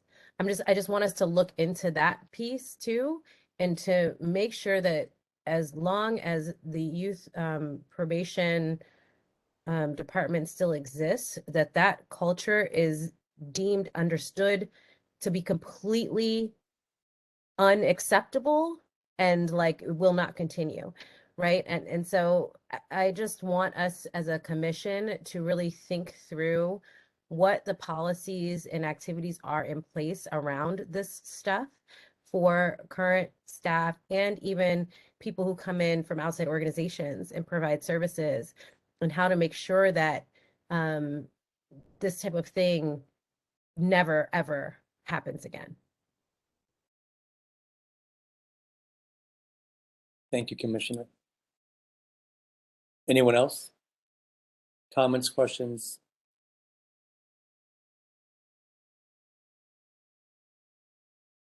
Wendy, this goes for you, and obviously everyone that surrounds you, makes the POC run as smoothly as it runs. You know, I'm speaking for myself, but collectively for all the commissioners here. We can't say thank you enough for all the work that you do and how great you make us look, especially during these commissions, these live commissions. But I know that the work is very hard. I know that collectively, everyone shows up 100% every single day. And, you know, even though I'm the chair, Wendy, I look for you for confidence, to lean on you, to pick your brain. And I know that you're at the hub of all this and being a great liaison for all the other departments, especially, you know, people who might be not willing to come to the table. They see you as someone who they can speak to and sort of go in between. And so I really appreciate that. And you've been able to set a great tone for all of us. I think the fact that we have such a success within the POC is mainly because of you, and then all the people who've headhunted and who've made us who we are. So I really appreciate you. I know the report is not to praise you, but since you're the one giving it and is talking about the work that's being done, you know, just being grateful for it just is what I want to say. Thank you. I appreciate that. And I think the enemies I've made in the county are the people from whom I have stolen their star employees to join our team. So I certainly couldn't do it without them. Thank you very much for that. Okay, there's no one else. We're going to be moving on to agenda item number 8. And this item is, are there any matters not posted on the agenda to discuss or to place on future meetings agendas for action? Wendy, do we have anything you can think of for commissioners? Well, I'll just note that there has been a request to have a robust discussion about AB 109 at a future meeting. Then also I'll note that there are some follow-up questions regarding the budget and citation diversion. So I'll speak with the leadership about how we include those on future budgets, on future agendas as well. Am I missing anything besides those specific 3 topics? Wendy, I want to circle back and flag also, but I'm not sure if this is, I suppose that they all have the representatives, but when I was referring to maintenance and cooks and laundry workers and all the other important factors that make the institution run, if we could look into having their voices who typically go unheard at this point, have gone unheard as far as I know, and to see what their concerns are, because, you know, it's great to focus on the probation department and their staff. But you know, as we all know, they're not the only ones here at the table or in the institution, I should say, more specifically. And so if we can look into that, I think it can be a great thing to host them either in a town hall or make them an agenda item. Great, thank you. I'll also just echo Commissioner Dupuy's request. And in fact, that's why I brought up the issue around the grievance report, because we will have a formal report back on some of the recommendations regarding grievances within the facilities and the complaint process outside the facilities, which I think will address what you're asking for. Commissioners, any other ideas before we move on? Okay, not hearing any. Moving on to item number 9. And this is an invitation for members of the public to address the commission on the agenda. Wendy, would you please facilitate public comments for us?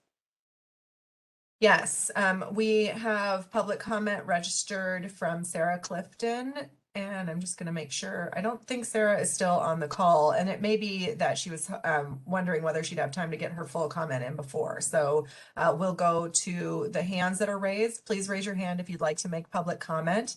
And if you're on the phone, dial *3 and we'll call you by your phone number. And we'll begin with Oscar Canales. Oscar, we're going to unmute you and you will have 2 minutes. Oscar, you can go ahead. Hi, my name is Oscar Canales. I come from a very holy land named Quiche, where the river meets the oceans, and where there's abundance of life, and we all live in peace and harmony, and the roads are paved with gold. I would love to begin my speech to acknowledge our grandmother, Zoe Purina, our ancestor who revolted for freedom, who was exiled from her land by her own people and labeled insane for standing up for what is right and true. The American people for too long have been irresponsible free people. Even after generation they become less free. They don't recognize it. They have lost the ability to critical thought. In order to regain critical thought, all you have to do is read your constitution and then look at the laws that govern you, especially from the federal perspective.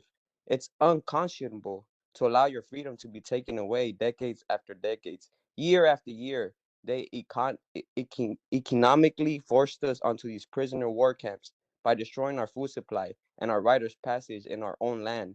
They confined us to this. They began perfecting their colonial power and tactics. What has happened now to America because the irresponsibility of your forebears and because the irresponsibility of yourselves. Now you are all now on a huge reservation.